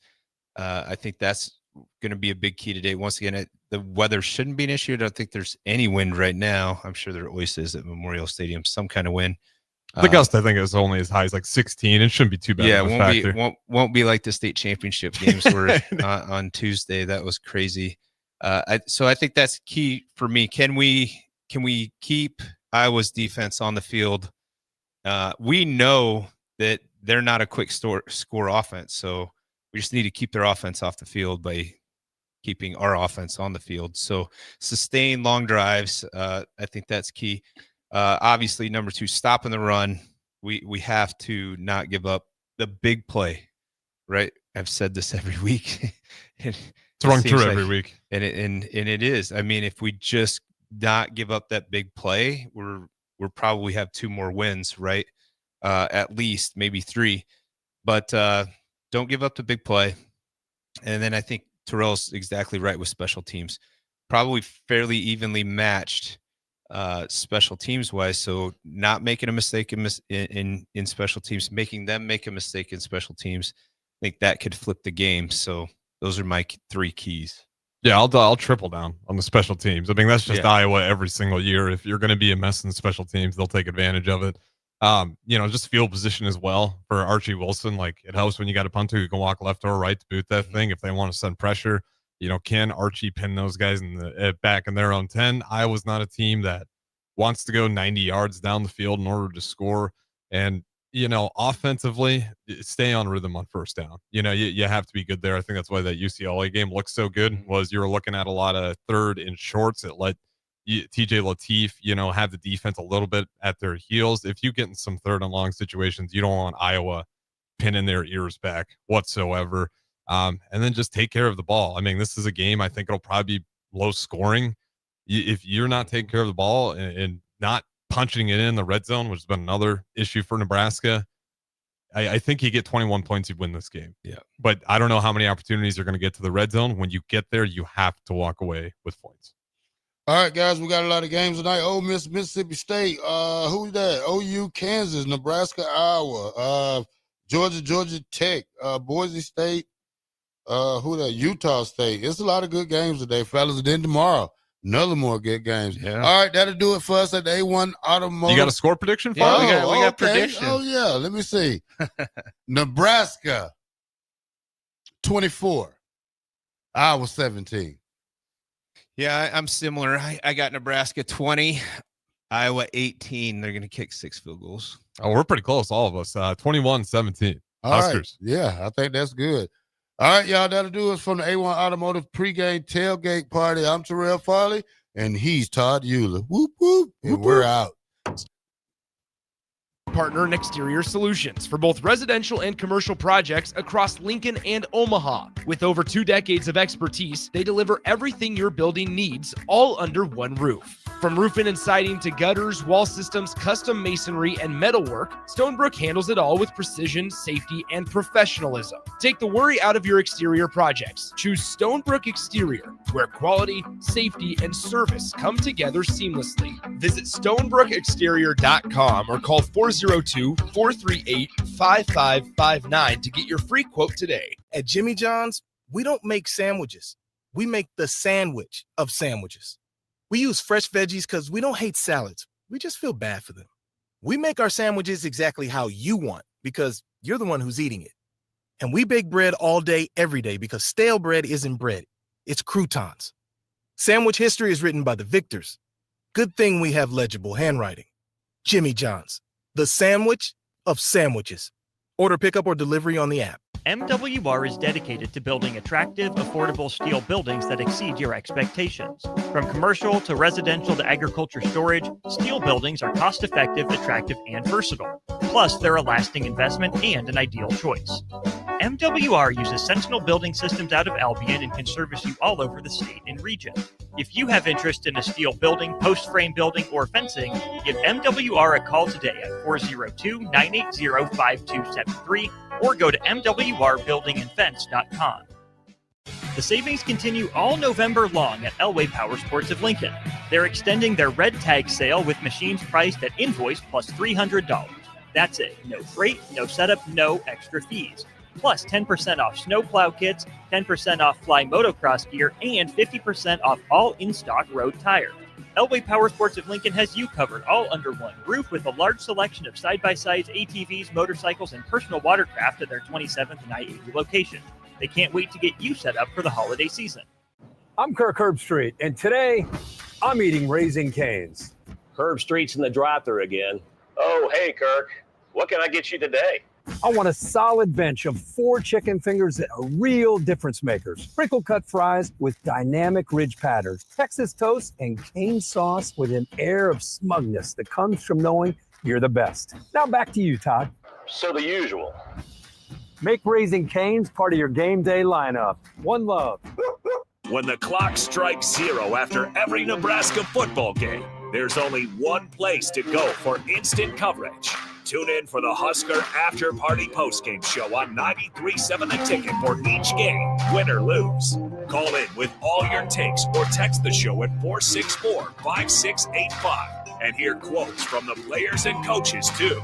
It's the Husker After Party Postgame Show, sponsored by Anderson Ford and Vinnie Krekak of State Farm Insurance. At Parkview Animal Hospital in Lincoln, it's not just their professional care that sets them apart, but their warm staff and state-of-the-art facilities. Whether it's for a routine checkup or a comprehensive medical procedure, at Parkview, your pet isn't just another number, but a valued member of their caring family. Visit them at pahlincoln.com today and in person just south of 14th and Pine Lake Road. Parkview Animal Hospital, your pet, their passion for happier, healthier, furry friends. 3 days of deals you don't want to miss. It's Baumgar's 3-day deals. This Friday through Sunday, find exciting toys for the kids, powerful tools from DeWalt and Milwaukee, and top clothing brands like Noble Outfitters, Ariat, and Carhartt, all at amazing prices. Keep your pets happy and your livestock thriving with Baumgar's exclusive feed. And don't forget Cyber Monday, December 1st for even more great deals at Baumgars.com. Baumgar's 3-day deals this Friday through Sunday. Big value and big flavor meet at Wings and Rings thanks to the all-new delicious Duo Combo. This is the one you've been waiting for. Get 1 half-sized appetizer and 2 entrees with a side for only $19.99. Bring a friend for the best deal in town on any day of the week, during game time, or whenever the heck you want. Their made-to-order wings and chicken sandwiches are waiting for you at their 68th and O and 40th and Old Cheney locations. Stop by Wings and Rings and celebrate every day with the best meal deal in town. Are you looking for an exciting new way to put your skills to work? Explore new career options in the fintech industry at Currency, a Sandhills global company. We offer full-time positions in financial sales, compliance, operations, and other fields. We also offer a 4.5-day work week, an attractive benefits package, and opportunities for advancement. Put your motivation to work and grow with us at Currency. Visit gocurrency.com/careers to learn more. The Kindler Hotel in downtown Lincoln is a boutique hotel experience unlike any other in the area. Their 45 well-appointed rooms take inspiration from the history of Lincoln. Their double queen rooms are great for guests traveling with family, and the suites are great for a business trip or romantic getaway. No trip to the Kindler is complete without a handcrafted cocktail from Boitano's Lounge on the main floor, with comfortable seating options both inside and on the outside patio. Book your room today at thekindlerhotel.com in Lincoln at 11th and P. Select Plumbing and Utility has been serving Lincoln and the surrounding area for 14 years, and they're not slowing down. Select Plumbing and Utility handles all your plumbing needs, from faucets and water heaters to full renovations, and they can even help with your heating and cooling needs. They're also Lincoln's underground experts, repairing and replacing broken underground water and sewer lines since day one. Contact Select Plumbing and Utility today at 402-560-6197, assuring excellence in every situation, opportunity, and challenge. That's 402-560-6197. Back to the A1 Automotive Ticket Tailgate Pregame Show, brought to you by Elway Power Sports of Lincoln.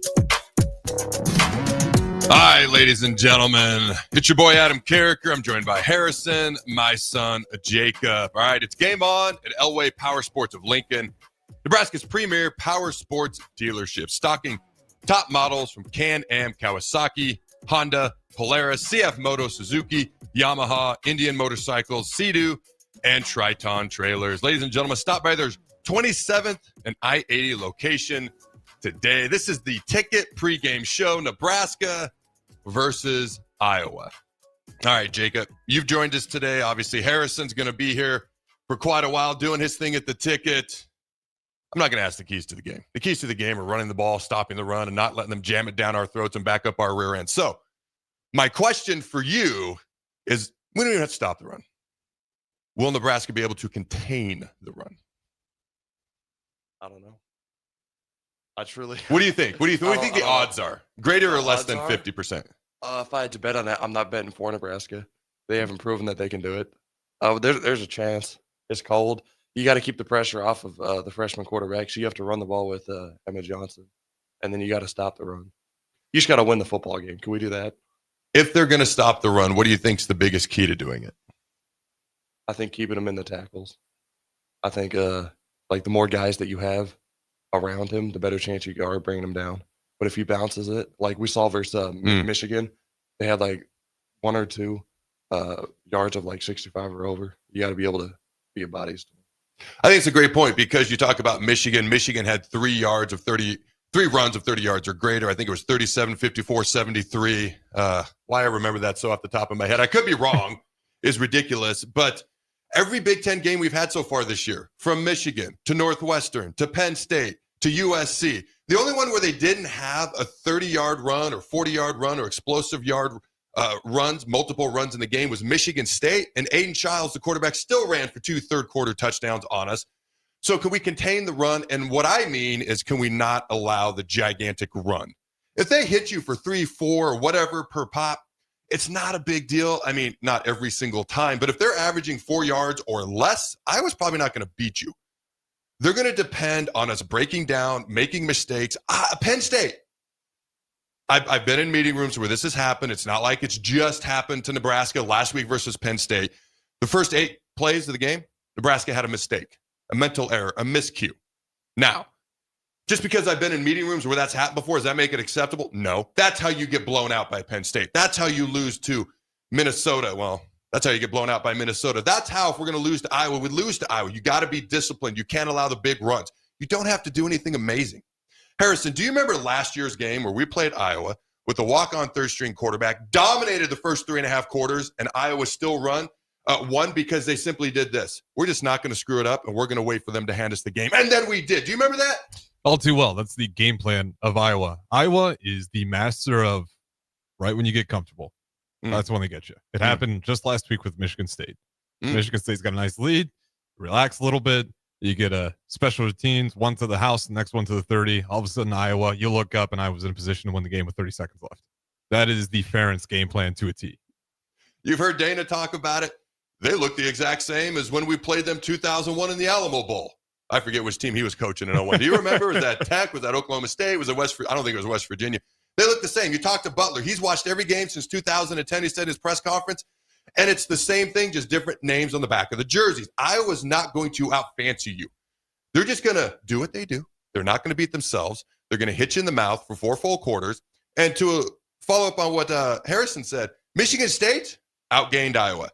Iowa's last 6 opponents have outgained Iowa. Well, their last 6 opponents, they have not had over 150 yards passing. That's what it was. But their last 3 opponents have outgained Iowa, including Michigan State, who had a double-digit 10-point lead going the fourth quarter and still lost. So, Jacob, Nebraska tends to start fast. Even versus Penn State, our first drive was great. Didn't get points, but we marched down the field. It's the best we looked all day outside of a couple of second-half TJ Lateef runs. If Nebraska can start fast today, how do we maintain that for 4 quarters? Because Iowa's going to play all 4 quarters. You don't turn the ball over. You don't lose momentum. You keep it going. All right. What's the best way to do that, you think? Start on the ground with Emma Johnson. Keep the pressure off the young QB. How much do you trust TJ Lateef? Because one of my things from last week is the game plan was conservative, and I get that. True freshman, teenager, on the road, senior day, emotional, hostile environment for Penn State. Although you could buy tickets for $6, which was the cheapest in FBS. But the players were motivated to be there. I don't know how much the fans were. And I get it. But I just cut him loose. Like, literally, what do we have to lose? I know the game. That's the obvious answer. But besides that, if you don't cut him loose, we're probably going to lose anyways. You got to cut him loose. So how do you cut him loose without putting too much on his shoulders, in your opinion? I trust him to run the ball. I don't know if I trust him to throw it. I'm going to be honest. I don't know. I haven't watched a ton of Nebraska football. I'm going to be honest. But I just don't know how much. I just haven't seen him throw the ball downfield. So I know the kid can run, but he's got to prove that he can throw it down. Plus, I'm not watching practice or anything, so I have no idea what he looks like. He does make quick decisions. He is accurate. I wonder if we'll stretch him vertically, either with his arm or with his legs. Like, let's threaten Iowa's defense in some way, shape, or form. If you don't want to throw it downfield for fear of a big mistake, passing with a young quarterback, I understand that, but then you got to use his legs more. Do you think we're going to see more read option RPO today, Harrison? I think, it's his first game here at Nebraska. He had to start the season 2 road games straight. And you got a great test in Happy Valley. Despite everything, I thought he actually did okay in that environment. I think you got to give him the full menu. I mean, he's your starting quarterback in there. I don't think you're cuting it up. I think you'll see a lot of that. To me, that's where he's best because he can't hurt you with his legs. And if he's got, and Emma Johnson's that other guy, and to Jacob's point, if you get Emma Johnson cooking, all of a sudden those plays look even better. And TJ Lateef can, if he's able to read the defense, there'll be yards there. Man, I just like running quarterbacks. I know, imagine a Nebraska guy who likes running quarterbacks, but and the college game especially, it's a game changer when you have one. I'm watching the Ravens last night. Yeah, they got curb stop and mollywop, but Lamar Jackson's fun to watch. And they've shown that you can have a running, take this year out of it. They're not very good this year, but they've been to the AFC Championship, the #1 seed. He's been the league MVP. And they've shown you can have a running quarterback in the NFL. But I got to be honest with you, I had my serious doubts.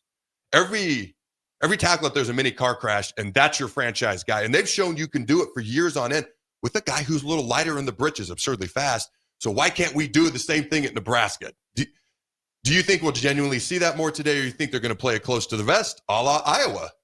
I think I don't think they'll keep it close to the vest. I mean, it is a good Iowa defense. But I think if you start playing conservative, that's what they want. I think Iowa wants you to play safe because if you're going to not throw any wrinkles in there, Iowa's too good of a defense. And that, just being honest, like, I don't know if that's going to suit us better. I think you got to get after him. And again, you just got to trust TJ Lateef. If you really want to win this game in November, you're going to have to lean on your leaders. And right now, just through the sake of injury, it's Lateef. You recruited this guy in the press conferences. You're saying he's a veteran now, so treat him like it.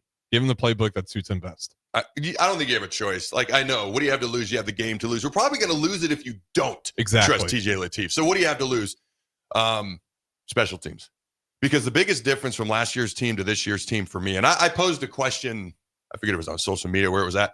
Would this year's team beat last year's Nebraska team, or last year's Nebraska team beat this year's team? And the big advantage that everyone responded with said last year's Nebraska team in the trenches was better, especially along the defensive line. But myself included, I picked this year's Nebraska team. If we could have this hypothetical, fun little matchup, I picked this year's Nebraska team because of special teams. And so special teams is something that has hurt Nebraska, specifically against Iowa over the years.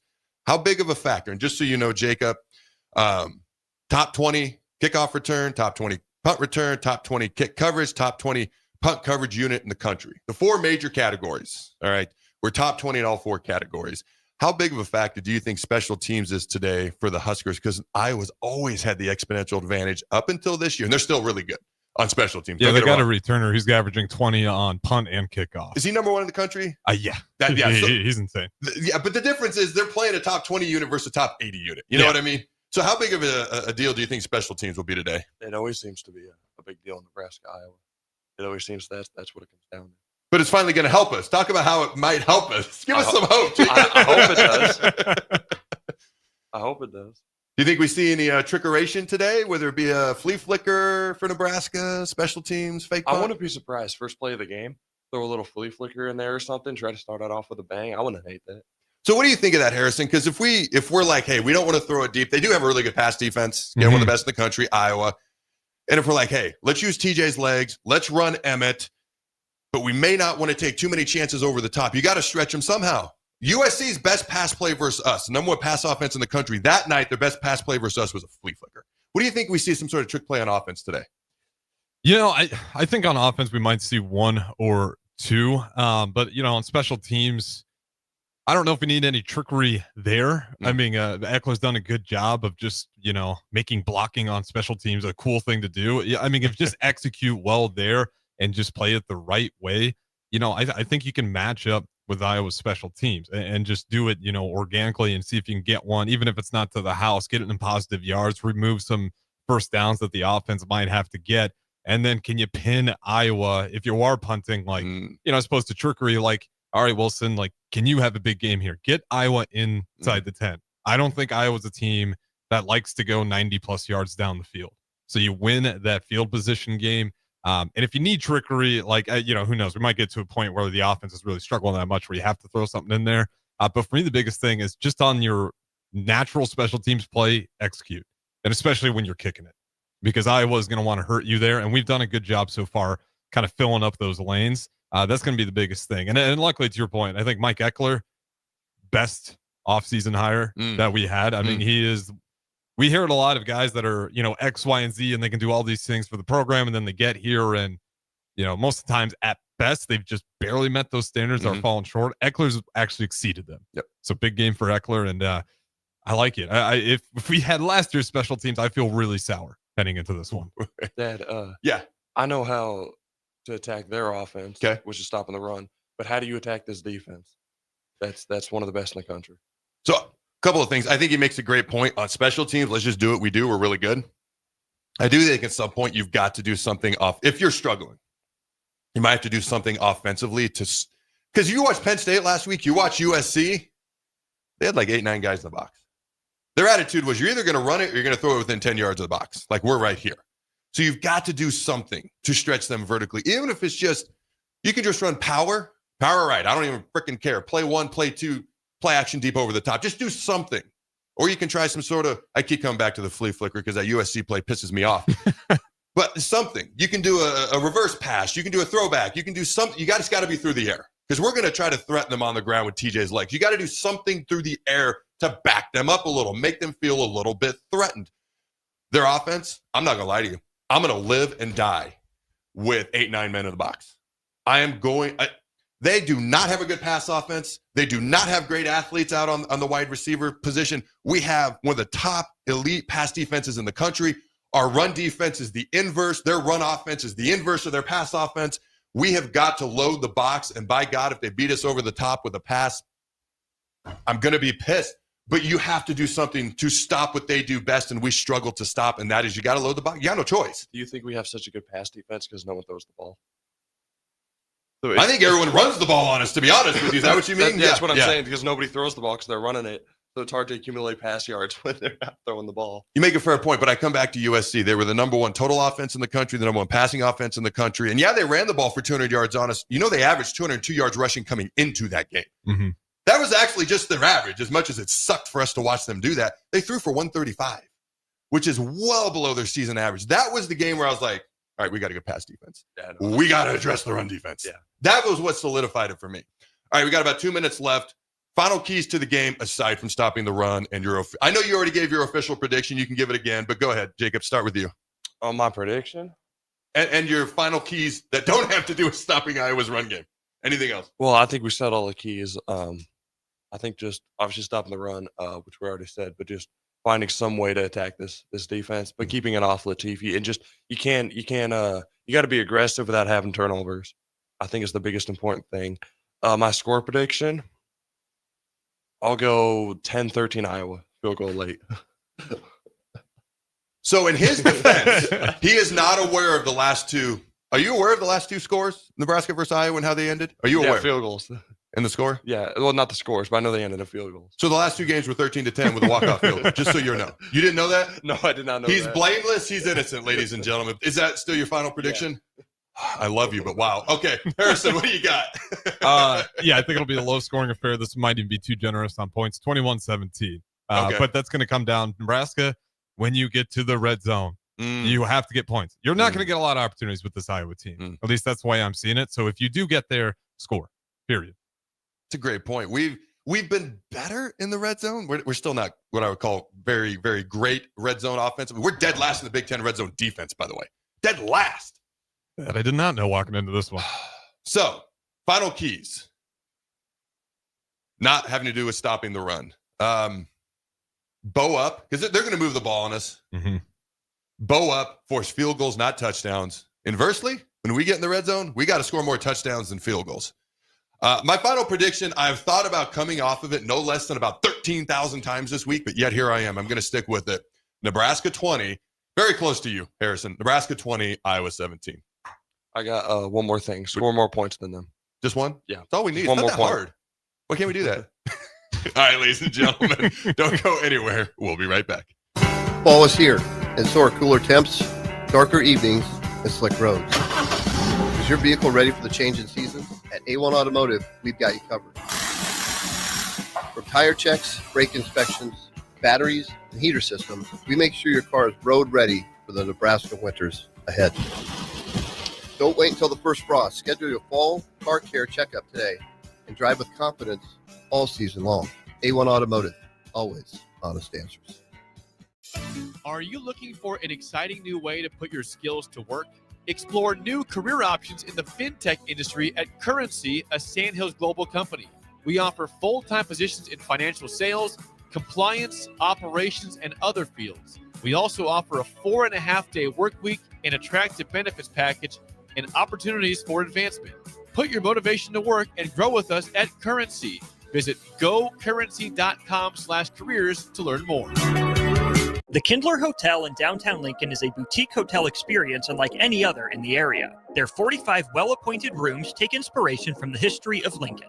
Their double queen rooms are great for guests traveling with family, and the suites are great for a business trip or romantic getaway. No trip to the Kindler is complete without a handcrafted cocktail from Boitano's Lounge on the main floor, with comfortable seating options both inside and on the outside patio.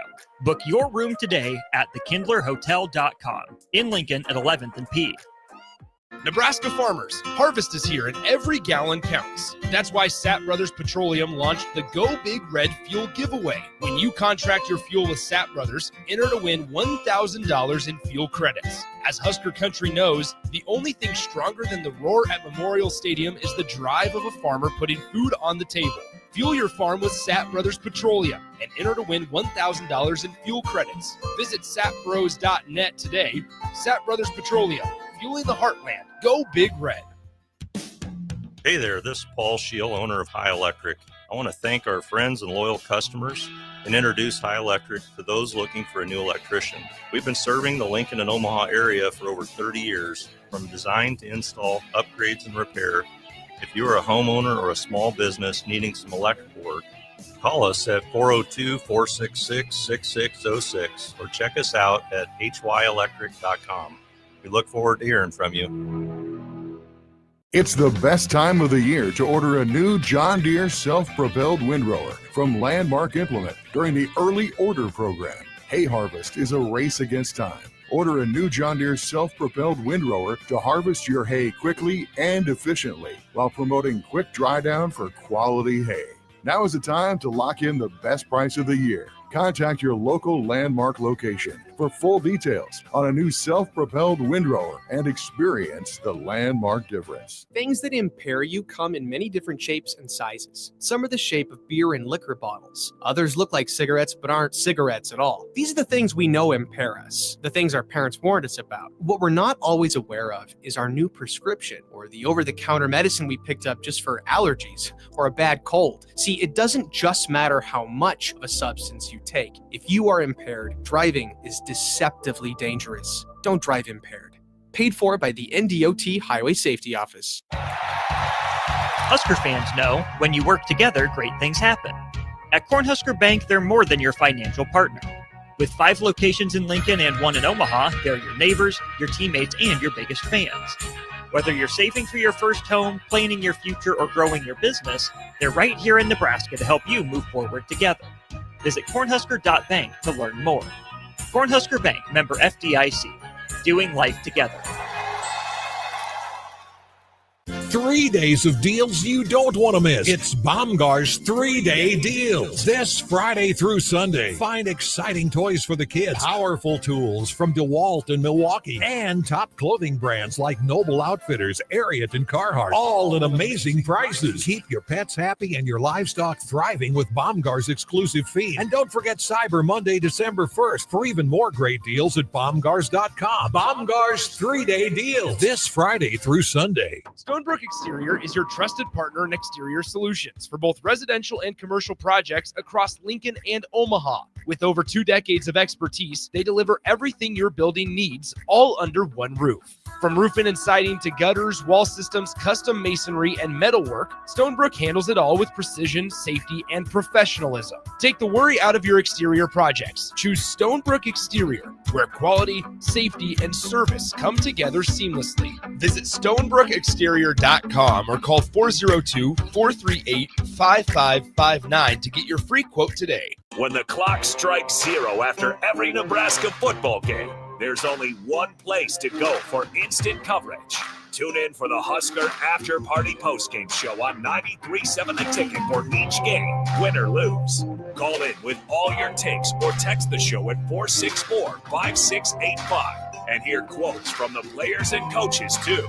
It's the Husker After Party Postgame Show, sponsored by Anderson Ford and Vinnie Krikak of State Farm Insurance. I'm Kirk Herbstreit, and today I'm eating Raising Cane's. Herbstreit's in the drive-thru again. Oh, hey, Kirk. What can I get you today? I want a solid bench of 4 chicken fingers that are real difference makers. Sprinkle cut fries with dynamic ridge patterns, Texas toast, and cane sauce with an air of smugness that comes from knowing you're the best. Now back to you, Todd. So the usual. Make Raising Cane's part of your game day lineup. One love. Back to the A1 Automotive Ticket Tailgate Pregame Show on 93.7 The Ticket and theticketfm.com. Brought to you by Raising Cane's.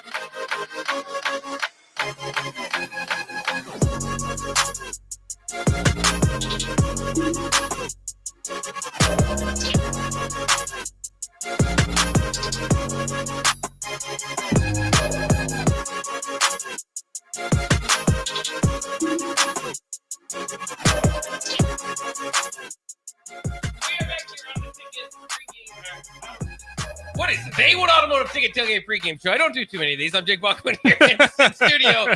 Glad to be with you here, though, on a Black Friday. We'll see if that was my biggest mistake throughout the segment. That's a good tease. We'll see how many more mistakes I make as we go. But I'm in here with Harrison Arns as we are counting down, getting close to an hour from kickoff for the game of all games, at least in my eyes, Nebraska and Iowa here on Black Friday.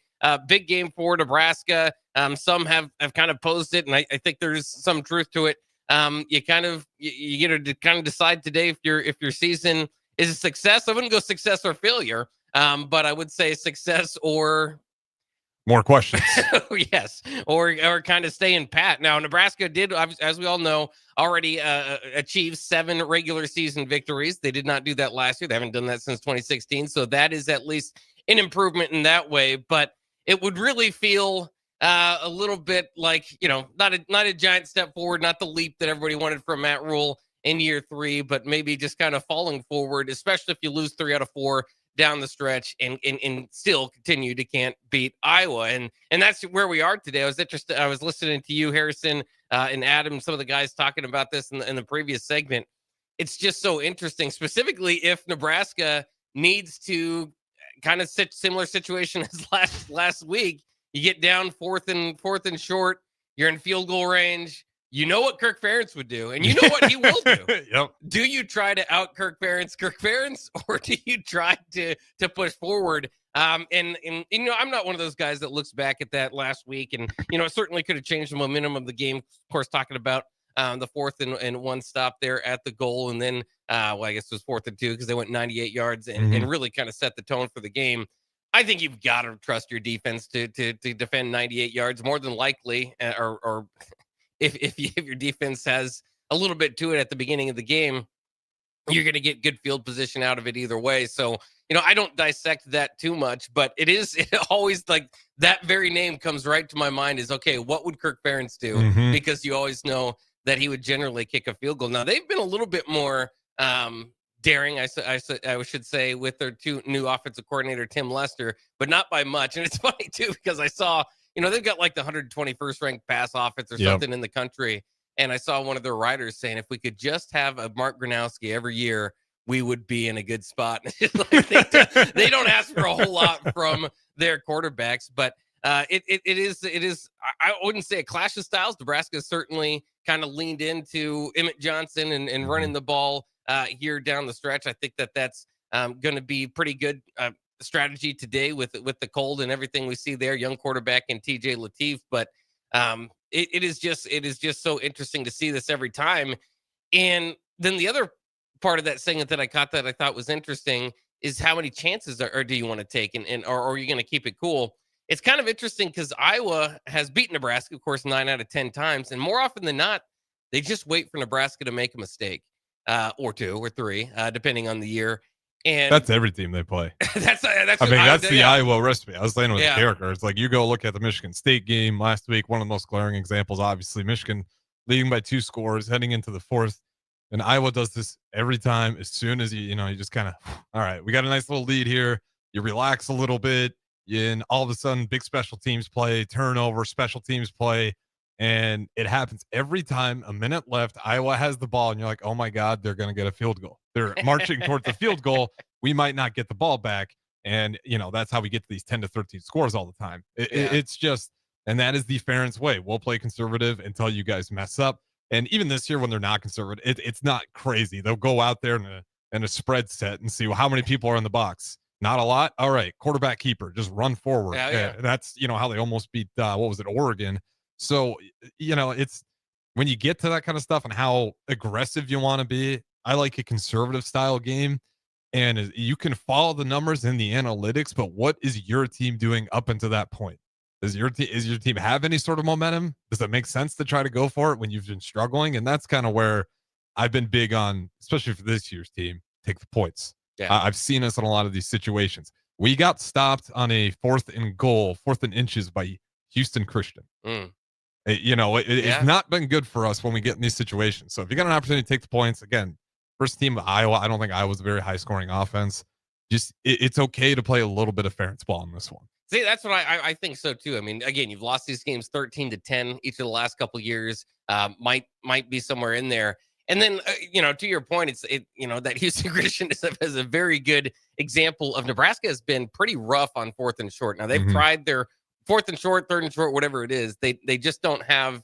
And I like it because it's always the talk, especially from former players or just in general. If you want it and you're an inch away or you're a yard away, then we better believe we can go in there and get it. Well, you're in the 12th game of the season. We see their 4th down offensive conversion is one of the worst in the nation. We see it play out generally when they go out and try it.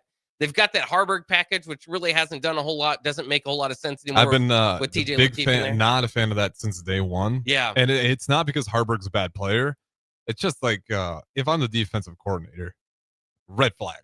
Like, okay, Harburg's in there. How many times have they actually tried to throw it with him? I don't think maybe once this year.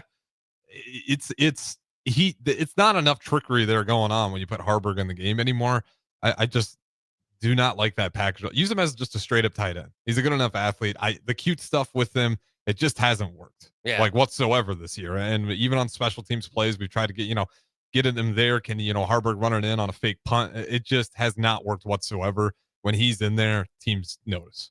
Yeah. And again, I can at least understand it when he's subbing in for Dylan. Okay, now you got some, movability there. If you're going to roll him out, give him a decision to throw. More often than not, they just kind of sneak forward or whatever, even hand it off to him. It hasn't worked in those packages. But in those cases, I'd rather just have it play with Dylan Raiola. Where, right. You could. You're going to read it and you're going to throw it, or you're going to, whatever. I guess with Dylan Raiola, he's probably not the guy to run it in. But with TJ Lateef, like, are you going to have take him out and put Harburg in there? Now? Yeah, now it really doesn't make sense whatsoever. Yeah, and they still did it.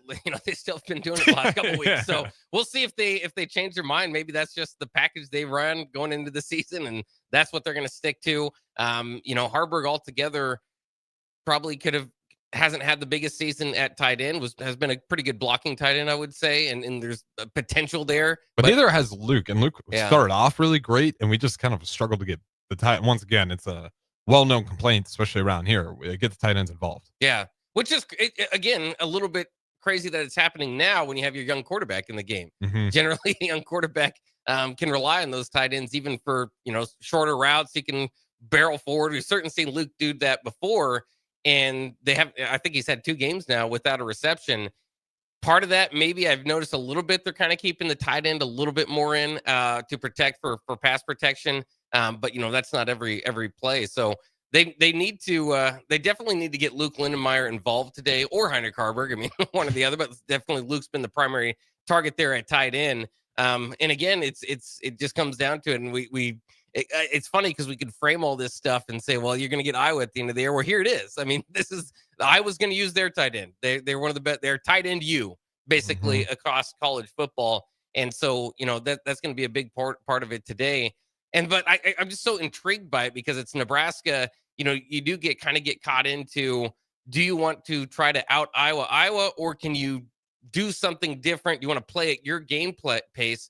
I just don't think Nebraska has they don't have an identity, first of all, on offense. And if they do, or toward the stretch, at this point, I should say, in the season, it's been more their strength is closer to what Iowa does anyway. Mm-hmm. At least offensively. Obviously, defensively, Nebraska is going to have to have a pretty big day, a much better day on rush defense. And then, the other conversation, I just keep going back to the previous segment because I was listening to on the way in. I don't know if Nebraska has the special teams edge today. I think they do more often than not. Weegen that could be the game. 21. Yeah. And not only could he, especially hurt, because not only could he, if he returns one today, would it obviously be a game breaker?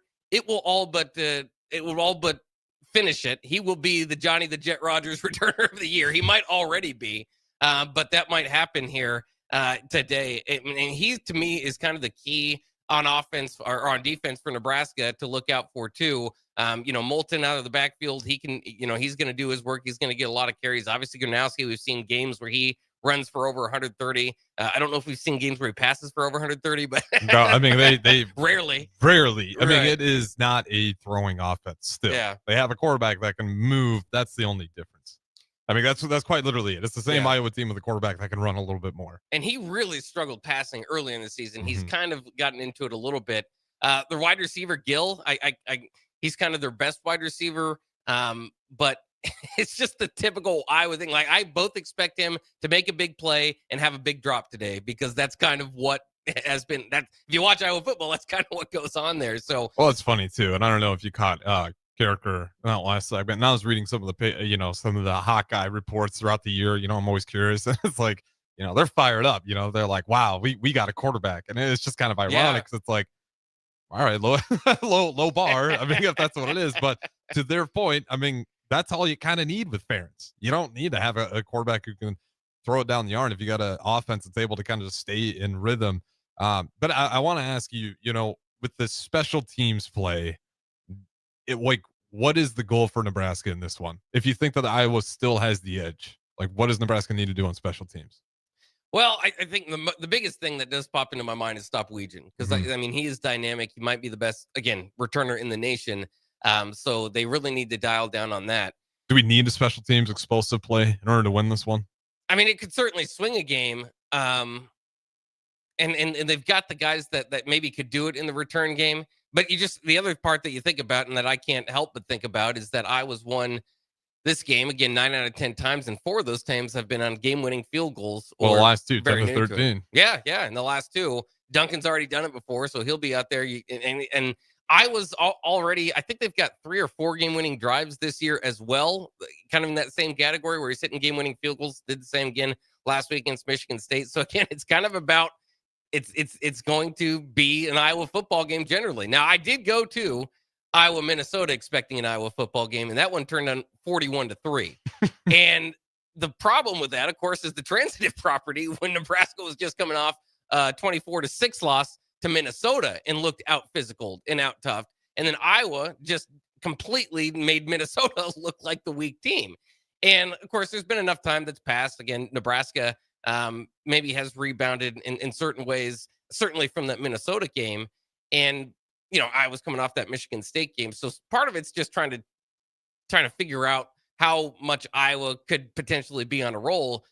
But if that rushing game defense isn't ready here, I mean, that's what could happen as well. I mean, I think we all expect a close game with the kind of the thing that we're worried in our back of our head is, well, if they can contain the rushing defense and not allow these big plays, which Nebraska has done better with not allowing big plays up until last week against Penn State. And then here we are once again. So we'll see. I mean, that's the big one. As we all know, that you're going to have to win the rushing game defense here for Nebraska. This segment, by the way, brought to you by Raising Canes. Hey, Hey, football fans, this season, Raising Canes in downtown Lincoln is the place to be before and after the game. Stop by 14th and P 2 hours before every home game for giveaways, good vibes, and their signature hand-battered, cooked-to-order chicken fingers, crispy crinkle cut fries, buttery Texas toast, and the legendary Cane's sauce. And when the final whistle blows, Cane's is keeping the party going with live DJs from whatever collective and unmatched energy for 3 hours after the game. That will be fun. So make your way down to Raising Cane's there after the game. That'll wrap it up for this segment. AD and Chris Raff coming up next here on the A1 Automotive Ticket Tailgate Pregame Show. We'll be right back. This is Lincoln's home for sports talk on the FM dial. Also online at theticketfm.com. On the internet, KNTK FM Firth, 93.7 The Ticket. The Kindler Hotel in downtown Lincoln is a boutique hotel experience unlike any other in the area. Their 45 well-appointed rooms take inspiration from the history of Lincoln. Their double queen rooms are great for guests traveling with family, and the suites are great for a business trip or romantic getaway. No trip to the Kindler is complete without a handcrafted cocktail from Boitano's Lounge on the main floor, with comfortable seating options both inside and on the outside patio. Book your room today at thekindlerhotel.com in Lincoln at 11th and P. Fall is here, and so are cooler temps, darker evenings, and slick roads. Is your vehicle ready for the change in seasons? At A1 Automotive, we've got you covered. From tire checks, brake inspections, batteries, and heater systems, we make sure your car is road ready for the Nebraska winters ahead. Don't wait until the first frost. Schedule your fall car care checkup today and drive with confidence all season long. A1 Automotive, always honest answers. It's the best time of the year to order a new John Deere self-propelled windrower from Landmark Implement during the early order program.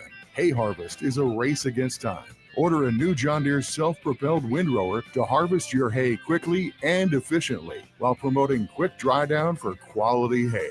Now is the time to lock in the best price of the year. Contact your local Landmark location for full details on a new self-propelled windrower and experience the Landmark difference. When the clock strikes 0 after every Nebraska football game, there's only one place to go for instant coverage. Tune in for the Husker After Party Postgame Show on 93.7 The Ticket for each game, win or lose. Call in with all your takes or text the show at 464-5685 and hear quotes from the players and coaches, too. It's the Husker After Party Postgame Show, sponsored by Anderson Ford and Vinny Kreekak of State Farm Insurance.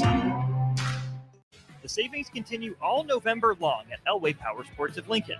They're extending their red tag sale with machines priced at invoice plus $300. That's it. No freight, no setup, no extra fees. plus 10% off snowplow kits, 10% off Fly motocross gear, and 50% off all in-stock road tires. Elway Power Sports of Lincoln has you covered all under one roof with a large selection of side-by-sides, ATVs, motorcycles, and personal watercraft at their 27th and I-80 location. They can't wait to get you set up for the holiday season. At Jimmy John's, we don't make sandwiches. We make the sandwich of sandwiches. We use fresh veggies because we don't hate salads. We just feel bad for them. We make our sandwiches exactly how you want because you're the one who's eating it. And we bake bread all day, every day because stale bread isn't bread. It's croutons. Sandwich history is written by the victors. Good thing we have legible handwriting. Jimmy John's, the sandwich of sandwiches. Order pickup or delivery on the app. Things that impair you come in many different shapes and sizes. Some are the shape of beer and liquor bottles. Others look like cigarettes but aren't cigarettes at all. These are the things we know impair us, the things our parents warned us about. What we're not always aware of is our new prescription or the over-the-counter medicine we picked up just for allergies or a bad cold. See, it doesn't just matter how much of a substance you take. If you are impaired, driving is deceptively dangerous. Don't drive impaired. Paid for by the NDOT Highway Safety Office. Hey guys, it's Adam Carricker here. As a former Husker and NFL player, I'm a health nut. Hydration and recovery starts at home. That's why I teamed up with Culligan of Lincoln. Soft water means better showers, cleaner dishes, and it protects my water heater and appliances. Their high-efficiency softener cuts salt and water usage. For drinking, I added a Culligan reverse osmosis. Bottled quality water right at my tap. Great taste, and it's certified to reduce tough contaminants like lead and PFAs. Right now, get up to $300 off a whole home system or just $9.95 per month for your first 3 months. Schedule your free water test at CulliganHuskers.com. That's CulliganHuskers.com. Culligan of Lincoln, water you love. Go Big Red. Limited time offer. Participating dealers. Restrictions may apply. Are you familiar with everything the Lincoln Children's Museum offers? Camps, field trips, and game day playdates are just a few of the extraordinary programs provided by the Lincoln Children's Museum. When you spend a day with your family at the Lincoln Children's Museum, your child's mind can explore while enjoying the many interactive exhibits they have, while keeping admission prices extremely affordable. Stop by the Lincoln Children's Museum today in downtown Lincoln, or visit them online for more information at lincolnchildrensmuseum.org. Are you looking for an exciting new way to put your skills to work? Explore new career options in the fintech industry at Currency, a Sandhills global company. We offer full-time positions in financial sales, compliance, operations, and other fields. We also offer a 4.5-day work week, an attractive benefits package, and opportunities for advancement. Put your motivation to work and grow with us at Currency. Visit gocurrency.com/careers to learn more. Select Plumbing and Utility has been serving Lincoln and the surrounding area for 14 years, and they're not slowing down. Select Plumbing and Utility handles all your plumbing needs from faucets and water heaters to full renovations, and they can even help with your heating and cooling needs. They're also Lincoln's underground experts, repairing and replacing broken underground water and sewer lines since day one. Contact Select Plumbing and Utility today at 402-560-6197, assuring excellence in every situation, opportunity, and challenge. That's 402-560-6197. Back to the A1 Automotive Ticket Tailgate Pregame Show, brought to you by Currency.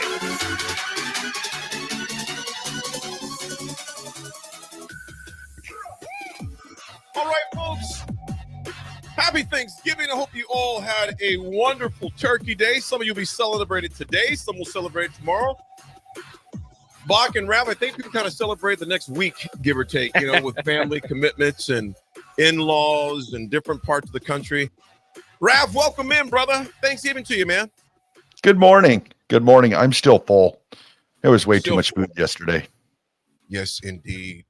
I was telling Bach that, that this morning, man, it was a rough one in the gym because I tell you what, man, my fingers felt like sausages with so much sodium. Bach, how was yours, my man? Oh, it's fantastic. Like everybody, you probably overeat a little bit and maybe pay for that the rest of the night and fall asleep, dozing off there in midday, but got pretty tired toward the end because of the turkey. But yeah, that's what it's supposed to be. And now here we are, Black Friday, one of my favorite days of the year, not because I go out shopping, because it starts off rivalry weekend.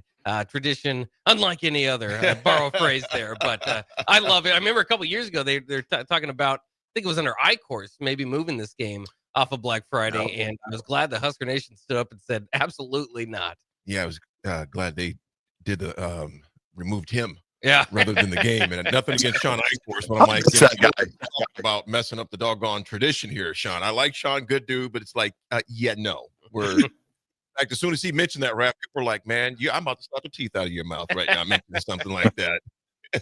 Folks, this segment is brought to you by Currency. Are you looking for an exciting new way to put your skills to work?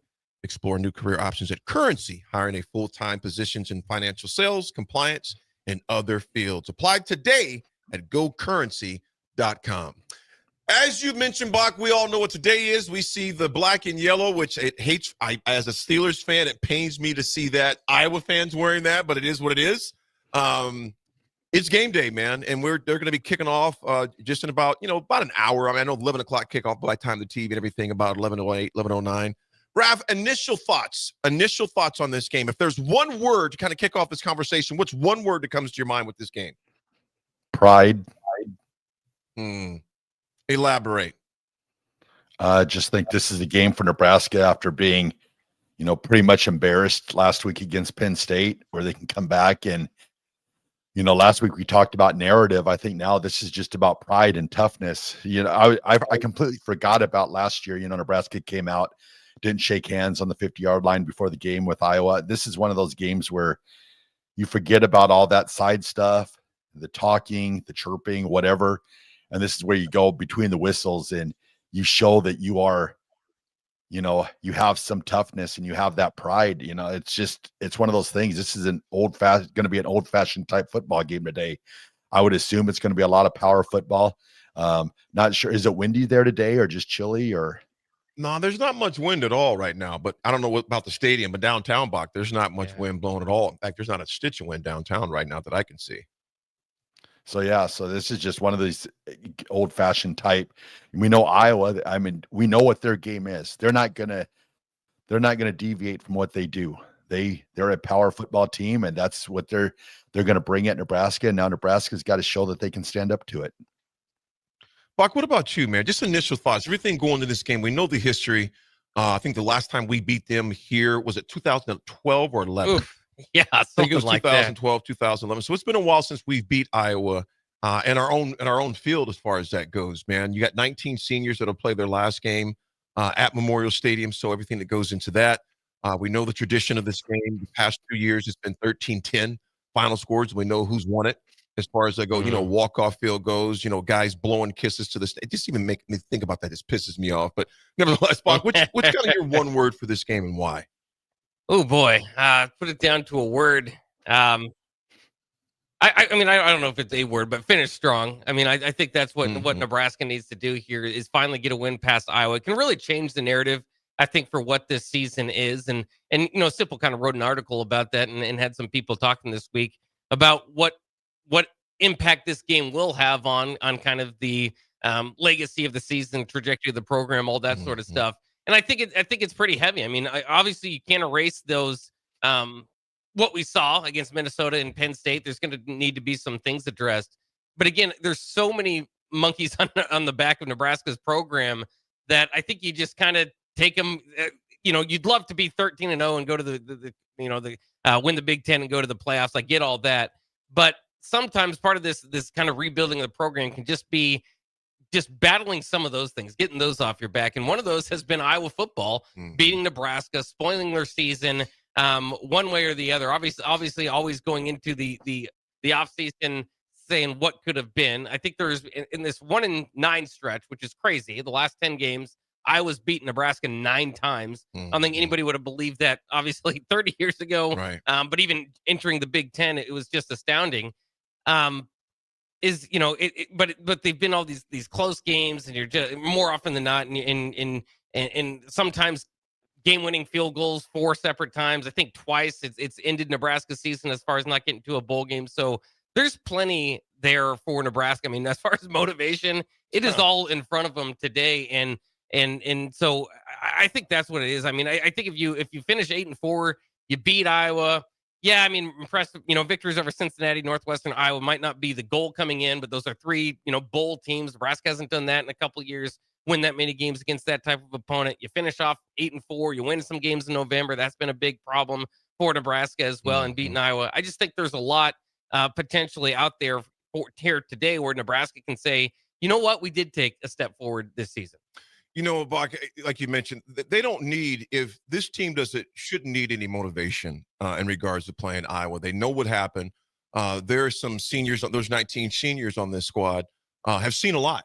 2 coaches as far as that goes. Some of them, a few different coaches, depending on what position they were playing.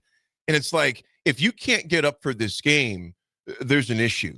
There really is an issue. And Coach Rule and some of the players said earlier this week in the presser, Ralph, that, this game means the world to us. Go prove it. Yeah. Go prove it.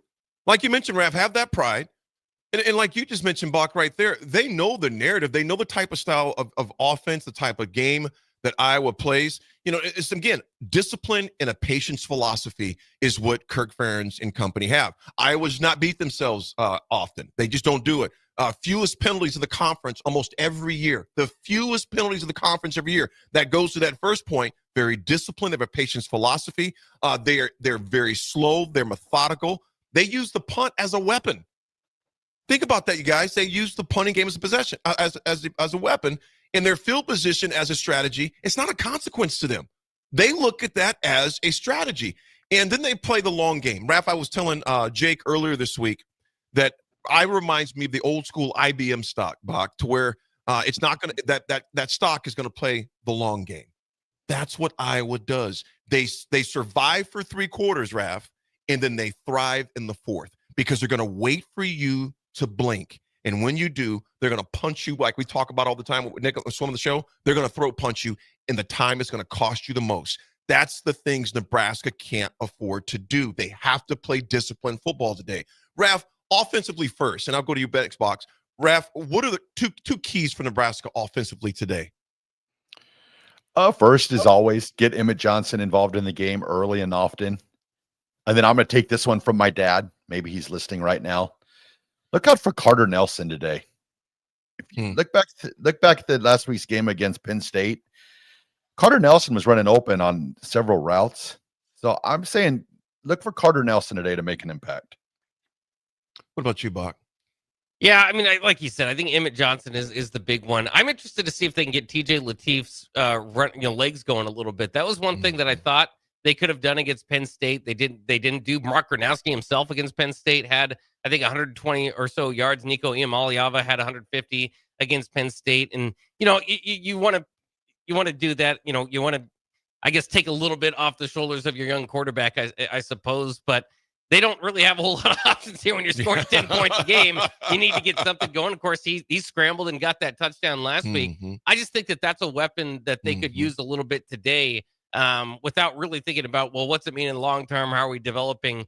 Use his legs today. See if that can be a little extra benefit from him. And then kind of barring off Chris Rapp a little bit there too is whether it is Carter Nelson or Luke Lindenmeyer or Harburg. They haven't had the tight end going at all. You're playing against tight end U today. They're going to use some tight ends. Great point. I think Nebraska needs to, especially with a young quarterback, get especially Luke Lindenmeyer involved. Raph, like you mentioned, Carter Nelson, Lindenmeyer, Harburg, I don't care who it is, but you got to get the tight ends out of the witness protection program. We have not seen them in a while at all. And then, Bach, to your point, remember against UCLA, the first play of the game was Latif out on a quarterback keeper. I'd like to see Raph Latif get hit early, just to get okay, I'm here. Use his legs more often. But to your point, Raph, as well, and yours, Bach, as well. You have one of the best backs in the country as your security blanket. Utilize him and use him. Gentlemen, real quick before we wrap this segment up, we got a couple minutes. Raph, defensively, what are 2 keys to the game for you? Stout up front, and like they've got to shut down, or at least they've got to tackle. Like they talked about this week, that a lot of the times they're in position, they just don't make the tackle. So gang tackle, hang on. Get your friends there. So I think the interior front 7, I think that's the key to the Nebraska's defense. What about you, Bach? Yeah, stopping the run obviously is going to be huge for this team. A few different things to look out for here. Once you are in the red zone, Mark Grodowski's got 13 rushing touchdowns on the year. He's kind of their threat down there. Their lead back, Kamari Moulton, just with 2. So definitely keying on Grodowski if they are, those few times, those few possessions, right? A few possession game that they are in the red zone. And then I just think I just have a bad feeling if you watch Caden Weechin, you'll know why. Probably going to win the Johnny the Jet award here as the returner of the year, and they use him on offense too. Now he's only got like 230 some total yards or something. Or I think he's got 151 receiving, and about 75 rushing. Yeah, but I mean he's the type of player that I've watched Iowa enough today that to think, or this year I should say, to think that guy could be the difference. We all know it's always a small difference in the Nebraska Iowa game. That guy looks like he could be the difference to me if Iowa does pull it out. Cajun, when he's talking about the 5'9", 196 pound return guy, he is a dangerous weapon. He's a little spark plug, and he can change things around.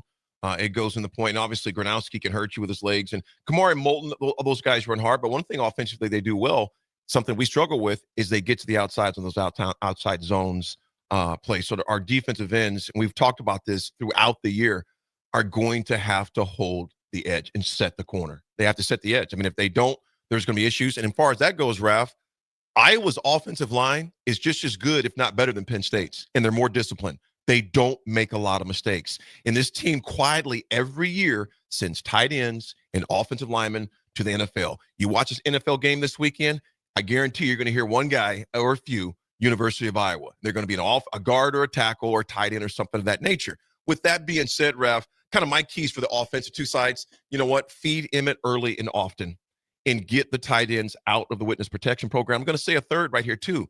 Let TJ Lateef eat from the big boy table.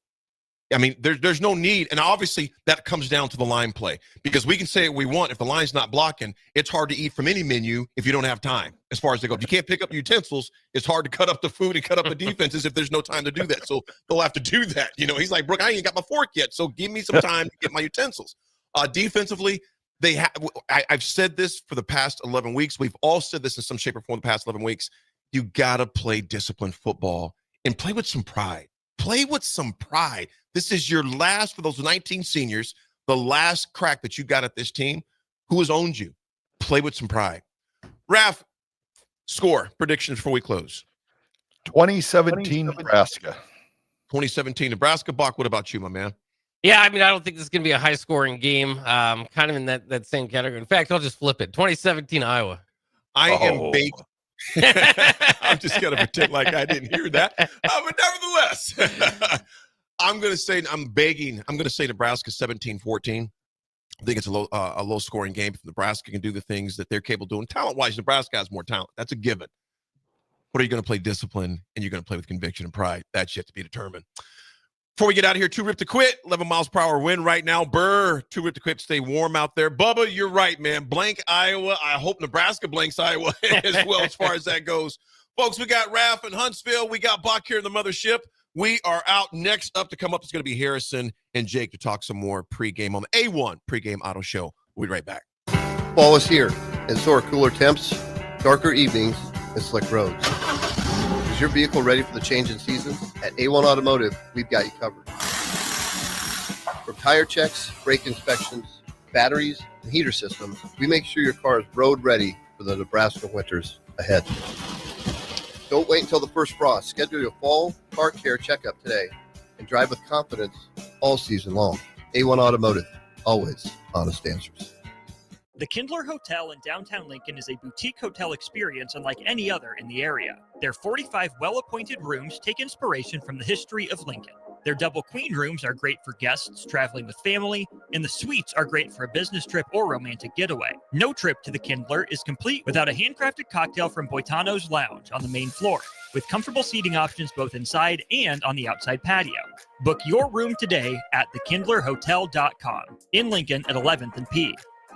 Select Plumbing and Utility has been serving Lincoln and the surrounding area for 14 years, and they're not slowing down. Select Plumbing and Utility handles all your plumbing needs from faucets and water heaters to full renovations, and they can even help with your heating and cooling needs. They're also Lincoln's underground experts, repairing and replacing broken underground water and sewer lines since day one. Contact Select Plumbing and Utility today at 402-560-6197, assuring excellence in every situation, opportunity, and challenge. That's 402-560-6197.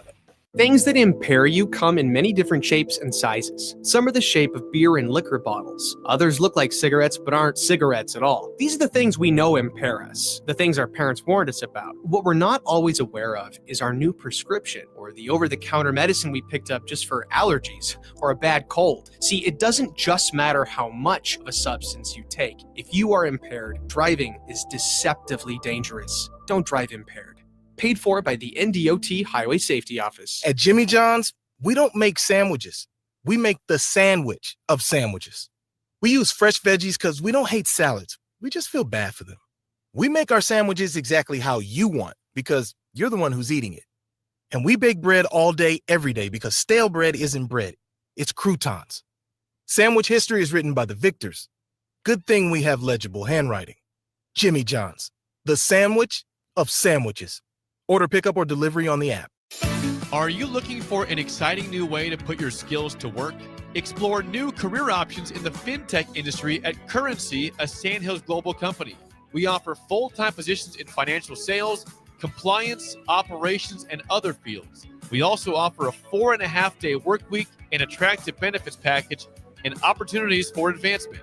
Put your motivation to work and grow with us at Currency. Visit gocurrency.com/careers to learn more. Sometimes good people make mistakes. When you find yourself in need of an attorney, call Liberty Law Group. The attorneys at Liberty Law Group will defend you in court and protect your freedom to get you the best possible outcome and the justice you deserve. Trust your freedom to Liberty Law Group, the best criminal attorneys in Nebraska and Iowa. Call them today at 877-404-5238. That's 877-404-5238. Or check them out online at libertylawgroup.com. 3 days of deals you don't want to miss. It's Baumgar's 3-day deals. This Friday through Sunday. Find exciting toys for the kids, powerful tools from DeWalt and Milwaukee, and top clothing brands like Noble Outfitters, Ariat, and Carhartt, all at amazing prices. Keep your pets happy and your livestock thriving with Baumgar's exclusive feed. And don't forget Cyber Monday, December 1st for even more great deals at Baumgars.com. Baumgar's 3-day deals. This Friday through Sunday. Hello? Honey, I'm stuck in the snow. Did you take Highway 30 again? No, I'm at the end of the driveway. Oh, I'll get the shovel. Let's try to win a new SUV in the Nebraska Lottery's Yuletide Ride promotion. We just enter non-winning Merry Money holiday scratch tickets online until January 20th. You know what? After you dig me out, I'm driving straight to a Nebraska Lottery retailer. Why don't you use my truck?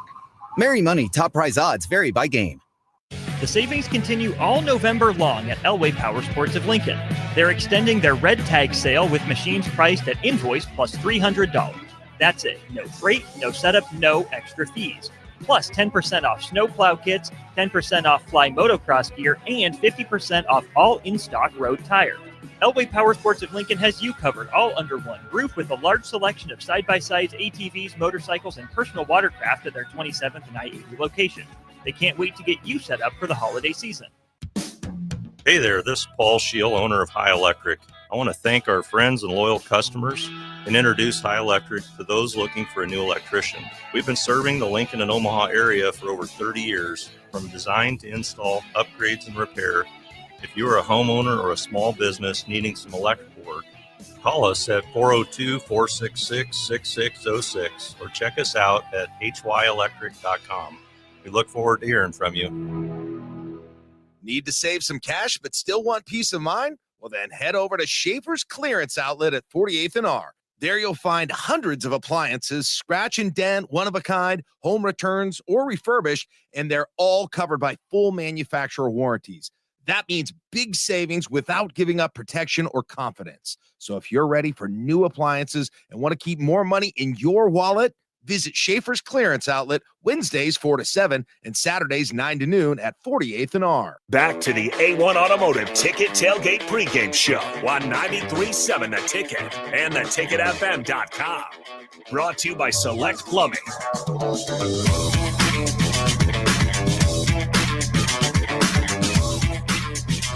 All right, welcome back in to the A1 Automotive Ticket Tailgate Pregame Show. This segment sponsored by Select Plumbing, now servicing Seward and Milford, in addition to Lincoln, Waverly, and the surrounding area. For any plumbing issues, call Select Plumbing at 402-542-5319. Again, that is Select Plumbing. We are here for this segment all the way up to the 40-minute mark, a little bit closer to kicking off versus Iowa.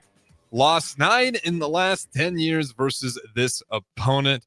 Jake Bach, I'm not sure where you, Chris Raff, AD left off here, but there's a ton at stake. And, one thing that sticks out, if you lose this game, A, you're obviously going to end up with more questions than you would like to at the end of the regular season. And B, you kind of get into this weird spot of, well, is this team really any better than last year's team? Because if you give last year's team this schedule, 7 wins feels like a given as well. 8 wins, you can kind of push that, and you're like, okay, you got a big opponent win. Even last year's team didn't go ahead and beat Iowa.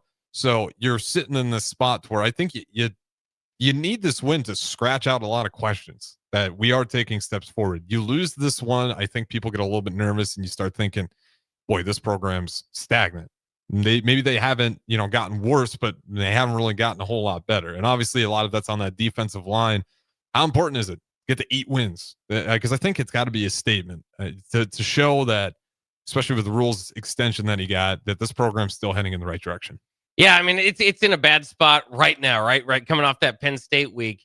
And I think all of that stuff certainly is important, and I'll address that too. But I think specifically because you lost Penn State, and if it's a physical battle, you lost to Minnesota. I mean, you had 2 games basically you didn't show up against physical teams, or it didn't look like you did because they were that much more physical than you. Was Minnesota off a bye? I have to go back and look. I don't know. I think that was Michigan State. Yeah. But for the Penn State game, I mean, it's also just when you come off a bye and you look like that, it's tough. It's not fair to say, but you kind of end up with like, well, what were you guys doing for the past 2 weeks? Right.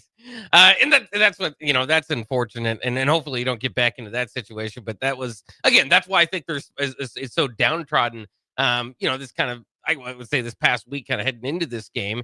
And Matt Rule did a good job of kind of like, hey, let's focus on the future. Let's turn this thing into Iowa pretty quickly, which they needed to. But you're going to get a physical battle against Iowa is pretty much where I was going there. And so, if you can win one of these physical battles, because that's the Achilles heel right now of Nebraska football, is maybe they don't have the guys in the trenches. Well, if you can do it against a program, again, not a team, but a program that values that, and that's their bread and butter every year, I think that would be significant step forward for Nebraska in showing resiliency and that they can step up and win that physical battle. Now, as far as getting to 8 instead of 7 regular season wins, it leaves the door open for 9, right? In the bowl game. And of course, that's a magic number for Nebraska fans, one way or the other, depending on what year you're asking. Of course, there have been 2 9-win coaches fired, but this 9-win season would be very much acceptable, excitable, all that sort of stuff. Show that you got momentum going into the offseason. And so, I mean, that's a ways away. But you think about the same thing. Right. I mean, the opposite of that to me is you're losing in November again, right? Mm-hmm. They would just go 1-3 in November. You continue to lose to Iowa. 7 wins. Yeah, it's an improvement. Oh, like you said, maybe a little lighter schedule. I mean, about as light of a road schedule as you can get in college football. So you're really kind of trying to argue with yourself and come out on top that they have taken steps forward, as opposed to 8-4. Yeah, that's just something that hasn't been done in a regular season. It's 2 games forward, right? Yes, there were still some ugly parts of the season, but this is a building program. This is a young team. They've said they're going to not have a lack of funds, put it that way, going into the transfer portal this weekend. So, I said going into the year that I expected 8 wins from this team. And I said I thought it would all come down to Iowa, because that's generally what here it is. Unfortunately, as we arrive here, I'm not as confident that they're going to win this one. But certainly it is within the realm of possibility. We talked about it during the break too. It seems like they're due. That's not necessarily fair to Iowa, because Iowa probably makes every team feel like they're due. But 9 out of 10 is just is almost unfathomable to a traditional Husker fan to think to Iowa here. So I mean, I think it is absolutely huge. You just knock off a lot of. I put it this way to AD and Raf. There's a lot of monkeys on the back of Nebraska's program.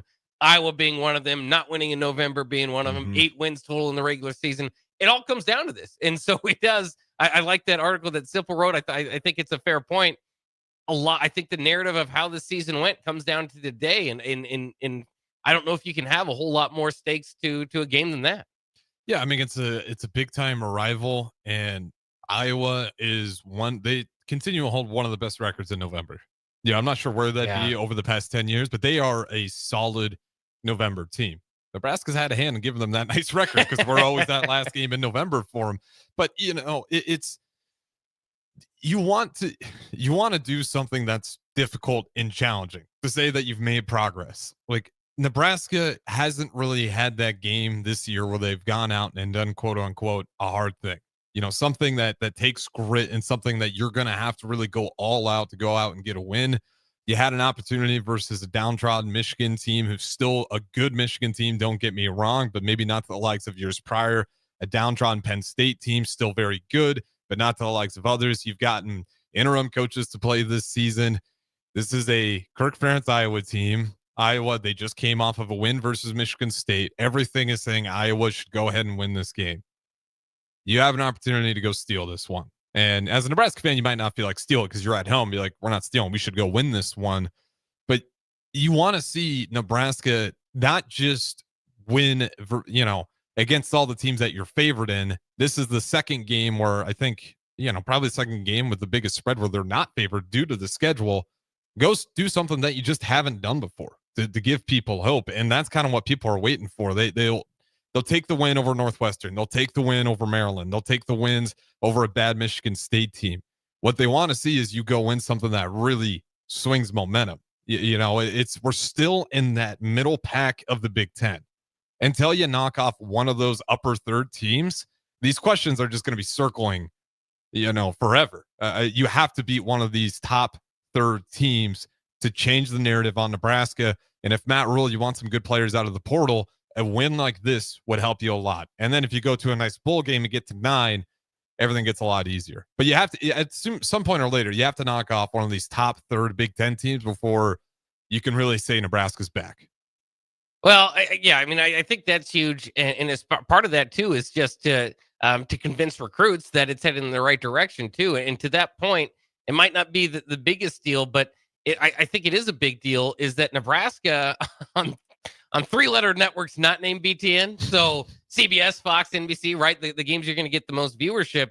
They've had 4 games on those networks this year. Michigan, at Minnesota, USC, that's right, Minnesota, and at Penn State, all 0-4. The narrative on Nebraska nationwide is the little engine that can't. Yeah, unfortunately, because that's all they're shown every time Nebraska plays a big game, and that's been that problem, right, for over a decade now. I mean, and so this might not be Michigan or USC top 25 win that would definitely rattle the cages of college football, but it is on a 3-letter network, and it is in a time window here where, unless Mississippi State pushes Mississippi, it should be the game, if it remains close, that people are tuned in here. And I think nationally, and maybe even recruits, are almost going to be watching thinking, when does Nebraska blow it? Every time I watch Nebraska, they find a way to blow it. So even, it might not be, again, the biggest step forward nationally. Locally, it would obviously be a huge deal. And then the other part that's kind of funny to that, if you look at the old Big Ten West teams, the Big Ten West would be coming down to today. So Nebraska and Iowa, it would be coming down to the stakes here today. But, I say that somewhat jokingly, but it's the 9 out of 10 to Iowa. It's the long losing streak to Wisconsin before last year. It's the ever counting one to Minnesota. I talked to some Husker fans and former players, and they of course long for the days of competing with Ohio State and Michigan, and I get that too. But again, if you're going to take your steps forward, and you'd love to be in that position, but at some point you got to get past, like you said, you put it kind of upper third, but I even kind of think of like Nebraska's, for some reason, when I look at power rankings this year, they've kind of got the old Nebraska edge, and they're constantly kind of at the top of whatever their record is being put there. And I gotta tell you, I don't believe it anymore. I think if you have the same record as Minnesota and Iowa or Wisconsin, at this point, and again, every year Wisconsin's not particularly good this year. Wouldn't want to necessarily face them. They've just beaten a couple top 25 opponents, but every year's a little bit different. I don't give them the edge in that at this point. So a game like this can, again, just kind of make up some space for that as well for Nebraska to, by season's end, have an argument for maybe we're not the top tier of the Big Ten, but we're an up and comer in the middle tier, and we're moving upward. We're not kind of falling back to our place that we have been in the last several years. Yeah, we're anywhere between that, 18 teams. It's a massive conference now. 18 teams. We're anywhere between that 6 to 12, where it's like, but you look at teams like even a team like Illinois, who struggled to get wins over Iowa. And obviously you got Michigan, Ohio State, Penn State, Oregon. Like those are the top probably 6. You can, throw Indiana in there, of course.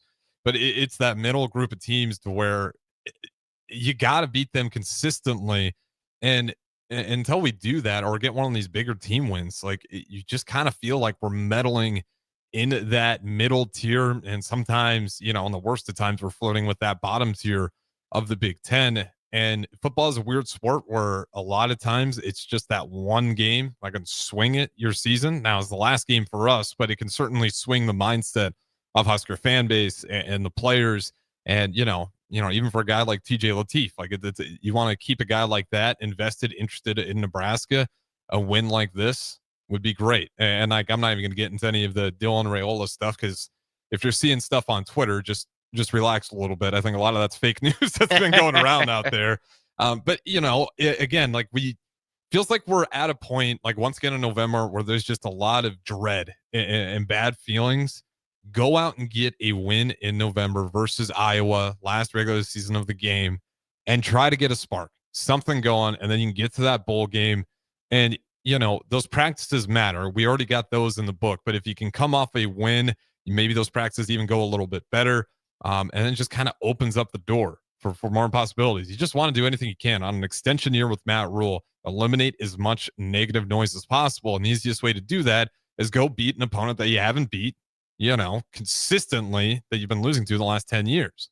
You only got one. Go beat this team. And again, I think it does a lot, not just for the fans, but for that locker room as well, if you can pull this one off. Yeah, PCAT says this seems bigger than normal. This could be the final straw for fans if we lay it dead. Might be being sold a bill or a load of crap. Bill of goods, what I was going to say, but he prephrased as a load of crap. Again, this PCAT off the text line 402-464-5685. And I think that is interesting too. Again, how we kind of phrase this and pit this game is maybe meaningful a little bit more. It always kind of has, and it's really been hurting Nebraska's program, as we know. I look at the last several years, of course, the crazy thing is that I said earlier in the segment, we fired 2 9-win coaches. Yeah, that's ancient history. Well, it both happened while Kirk Ferentz was at Iowa. Yeah. He's been there forever. And so as I look at what Kirk Ferentz in some of these games have done to Iowa or to Nebraska, you remember Bo Pelini in 2013 losing a big one to Iowa. He said after the game, if they're going to fire me, then fire my ass. And of course, they gave him another season. They did end up with beating Iowa the next year, but that put a lot of kind of pressure on going into that final season. You think about in Mike Riley's tenure, he's up next. 2016, they did win 9 games. They got killed by Iowa. Yep. And Iowa put up 40 points. And Nebraska, obviously, you're looking at Iowa as the same the way you'd look at them today. If they score 40 points, be like, how did you allow that to happen? So Nebraska got in the lab, said this Mark Banker thing's not working. Let's bring in Bob Diaco. And that since then has not gone well. I think 2 of Frost's teams had the chance to get bowl eligible against Iowa. Could be wrong. Maybe they it was had a Logan one. Smothers team that I think was in the mix for it. Right. I can't remember the other, but there was a couple of times we had a couple of those 5-win seasons where Iowa was that game. Yeah. And it goes how it always goes. And who knows if he would have won, got to one bowl game, maybe he could have got something going there for Frost. I'm not holding my breath or anything there, but what I'm saying, fighting every week with that team.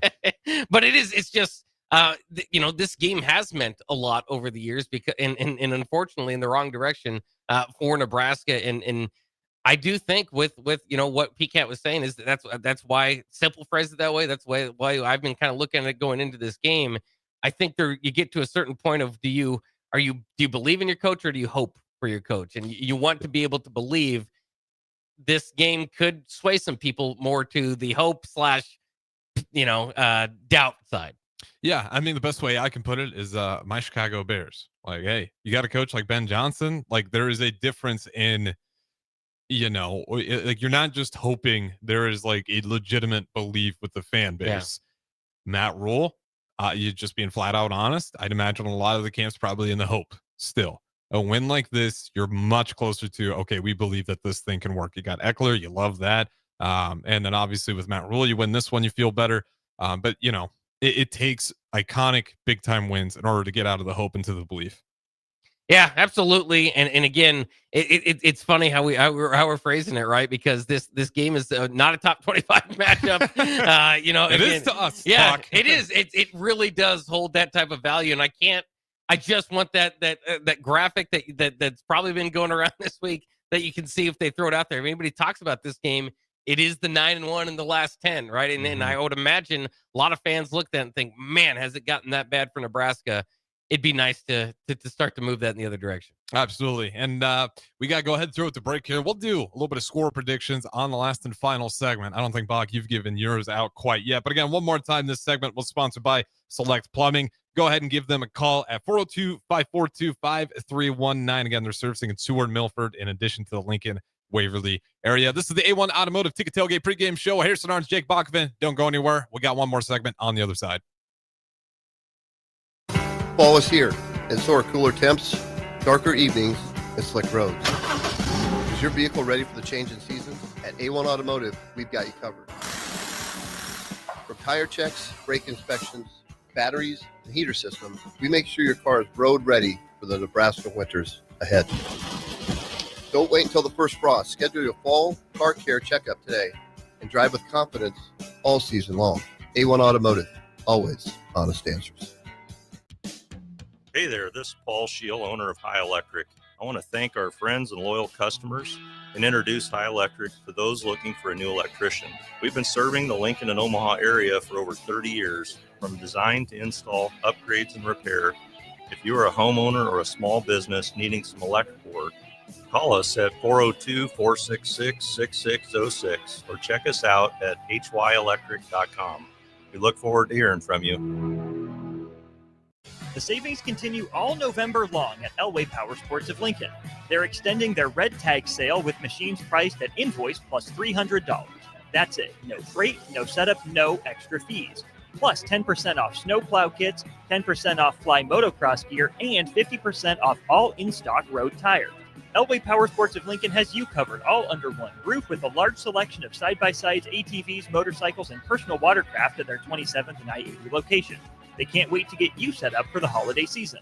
Stonebrook Exterior is your trusted partner in exterior solutions for both residential and commercial projects across Lincoln and Omaha. With over 2 decades of expertise, they deliver everything your building needs, all under one roof. From roofing and siding to gutters, wall systems, custom masonry, and metalwork, Stonebrook handles it all with precision, safety, and professionalism. Take the worry out of your exterior projects. Choose Stonebrook Exterior, where quality, safety, and service come together seamlessly. Visit StonebrookExterior.com or call 402-438-5559 to get your free quote today. Sometimes good people make mistakes. When you find yourself in need of an attorney, call Liberty Law Group. The attorneys at Liberty Law Group will defend you in court and protect your freedom to get you the best possible outcome and the justice you deserve. Trust your freedom to Liberty Law Group, the best criminal attorneys in Nebraska and Iowa. Call them today at 877-404-5238. That's 877-404-5238. Or check them out online at libertylawgroup.com. It's the holiday season. Time for work parties, friend get-togethers, and family gatherings, which means lots of eating. Maybe you think you've perfected your holiday meals, and maybe you have no idea where to even start. Let's fix that right now. No holiday party is complete without Führer's cheese spread. It goes well with any type of cracker, pretzels, apples, chili, vegetable, chips, and of course, it's perfect to pair with wine or beer. Holiday meals aren't complete until Führer's cheese spread is on the table. Find your own container at your nearest local grocery store today. All ticketing options for the 2026 Love Nebraska season are now available. Single match tickets start as low as $16, even cheaper if you want to bring a group. Don't miss your chance to see professional stars like Jordan Larson and Lexi Rodriguez in action this season. Purchase your preferred ticketing option today by visiting lobbneb.com/tickets. Things that impair you come in many different shapes and sizes. Some are the shape of beer and liquor bottles. Others look like cigarettes but aren't cigarettes at all. These are the things we know impair us, the things our parents warned us about. What we're not always aware of is our new prescription or the over-the-counter medicine we picked up just for allergies or a bad cold. See, it doesn't just matter how much of a substance you take. If you are impaired, driving is deceptively dangerous. Don't drive impaired. Paid for by the NDOT Highway Safety Office. Empire Netting and Fence delivers top quality netting and fence solutions. From major sports venues to backyard installs and everything in between, coast to coast. We take on tough jobs with grit, integrity, and a strong commitment to safety. Empire is growing, and we're hiring motivated people ready to grow with us. We build each other up, and we're building something big. Think you've got what it takes? Apply now at empire-fence.com. That's empire-fence.com.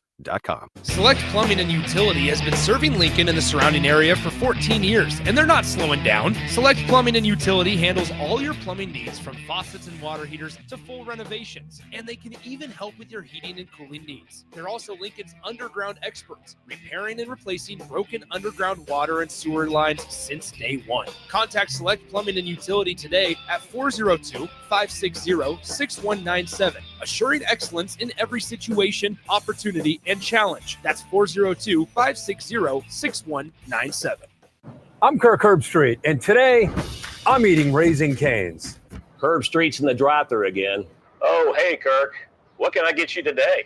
I want a solid bench of 4 chicken fingers that are real difference makers. Sprinkle cut fries with dynamic ridge patterns, Texas toast, and cane sauce with an air of smugness that comes from knowing you're the best. Now back to you, Todd. So the usual.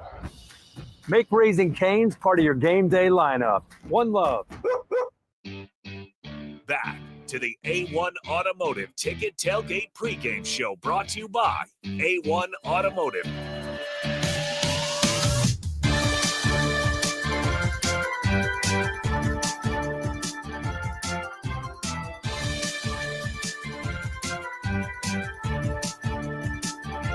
Welcome to the final segment here of the Ticket Tailgate Pregame Show. A1 Automotive, of course, our sponsor. Our sponsor for the segment is as well A1 Automotive. Always honest answers. A1 Automotive at 11th and L.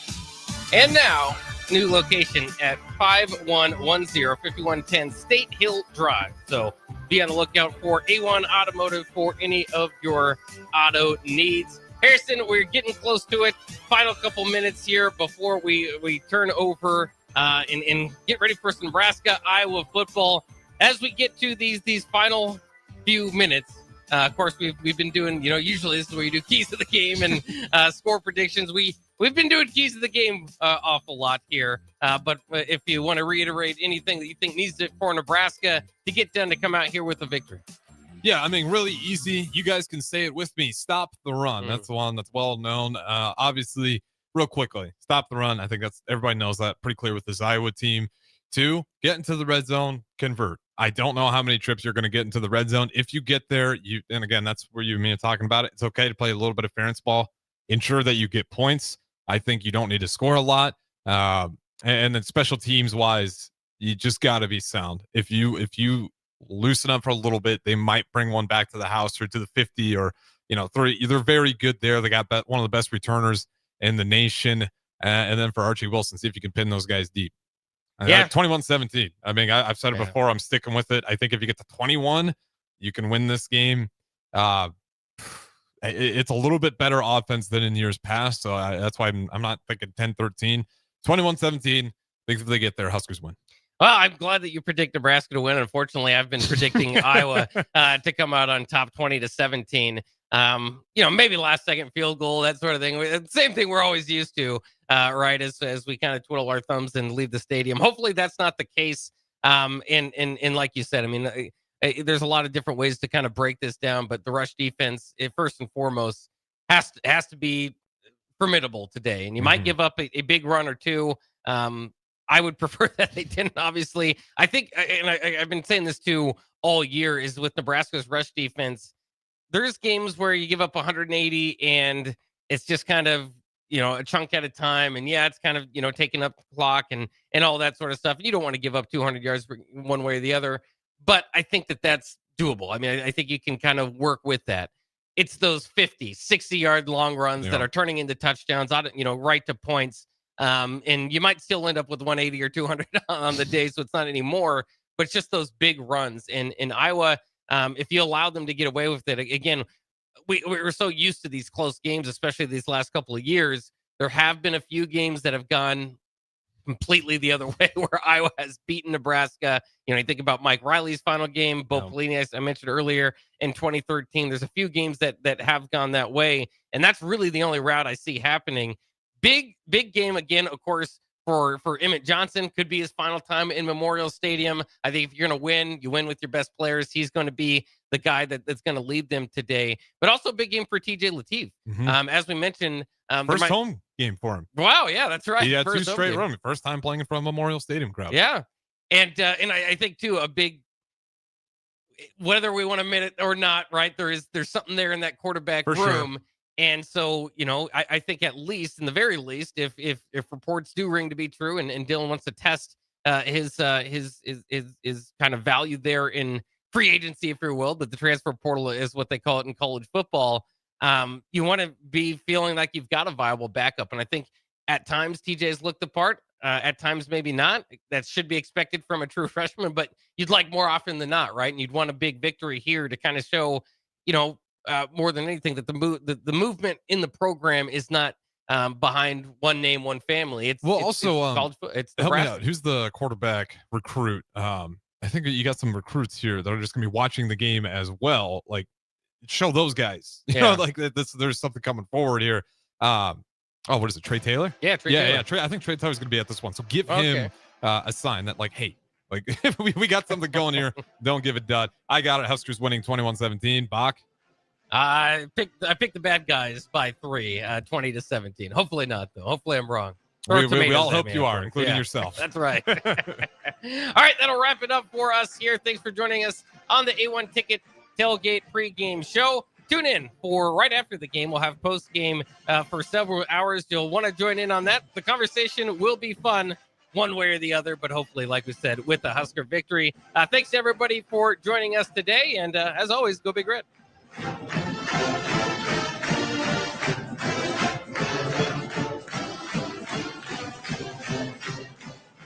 Why are some people more successful? Is it talent and determination, or did they recognize an opportunity?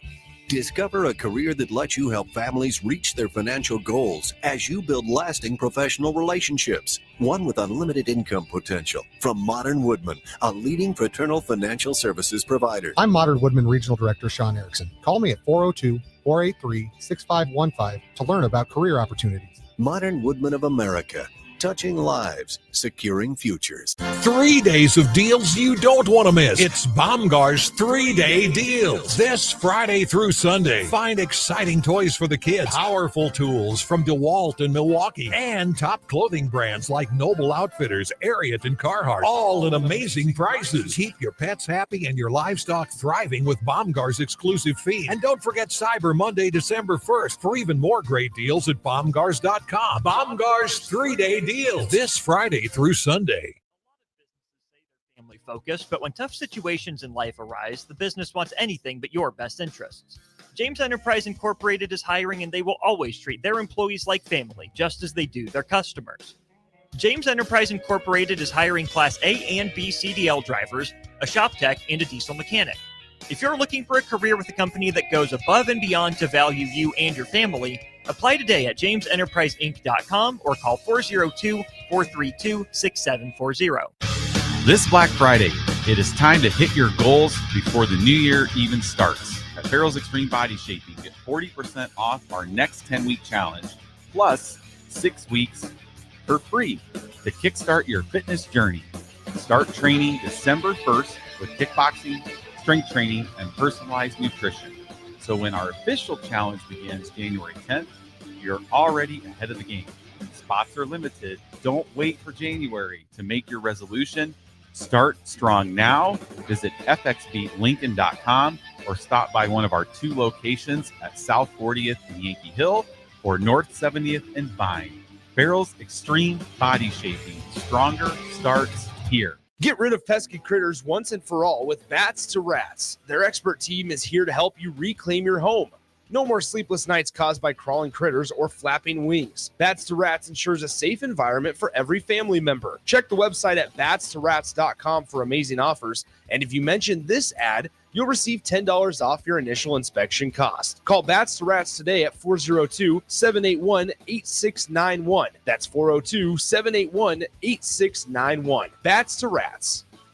Back Nine Golf in South Lincoln is the premier indoor golf experience in the state. The weather in the winter months is cold, windy, and as unpredictable as a tee shot on the 450-yard par 4. With top-of-the-line full-swing simulators and a PGA teaching professional, Back Nine Golf is there to help you improve your game and lower your score. Back Nine Golf is open to the public with 24/7 access for members. Learn about Back Nine's variety of memberships today and see the facility for yourself at 7501 South 15th Street in Lincoln, just south of 14th and Pine Lake Road. Back Nine Golf, your premier indoor golf and events destination.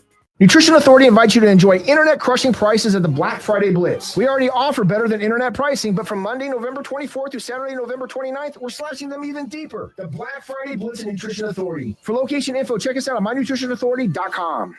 The 2026 Love Nebraska schedule is here. Season 2 features 10 opportunities to catch your home team in Nebraska, with 9 at Baxter Arena and 1 at the Heartland Events Center in Grand Island. More matches means more chances to see your favorite pro volleyball athletes, like Lexi Rodriguez and Jordan Larson. Check out the full schedule by visiting lovbneb.com/schedule. This is Lincoln's home for sports talk on the FM dial. Also online at theticketfm.com. On the internet, KNTK FM Firth, 93.7 The Ticket.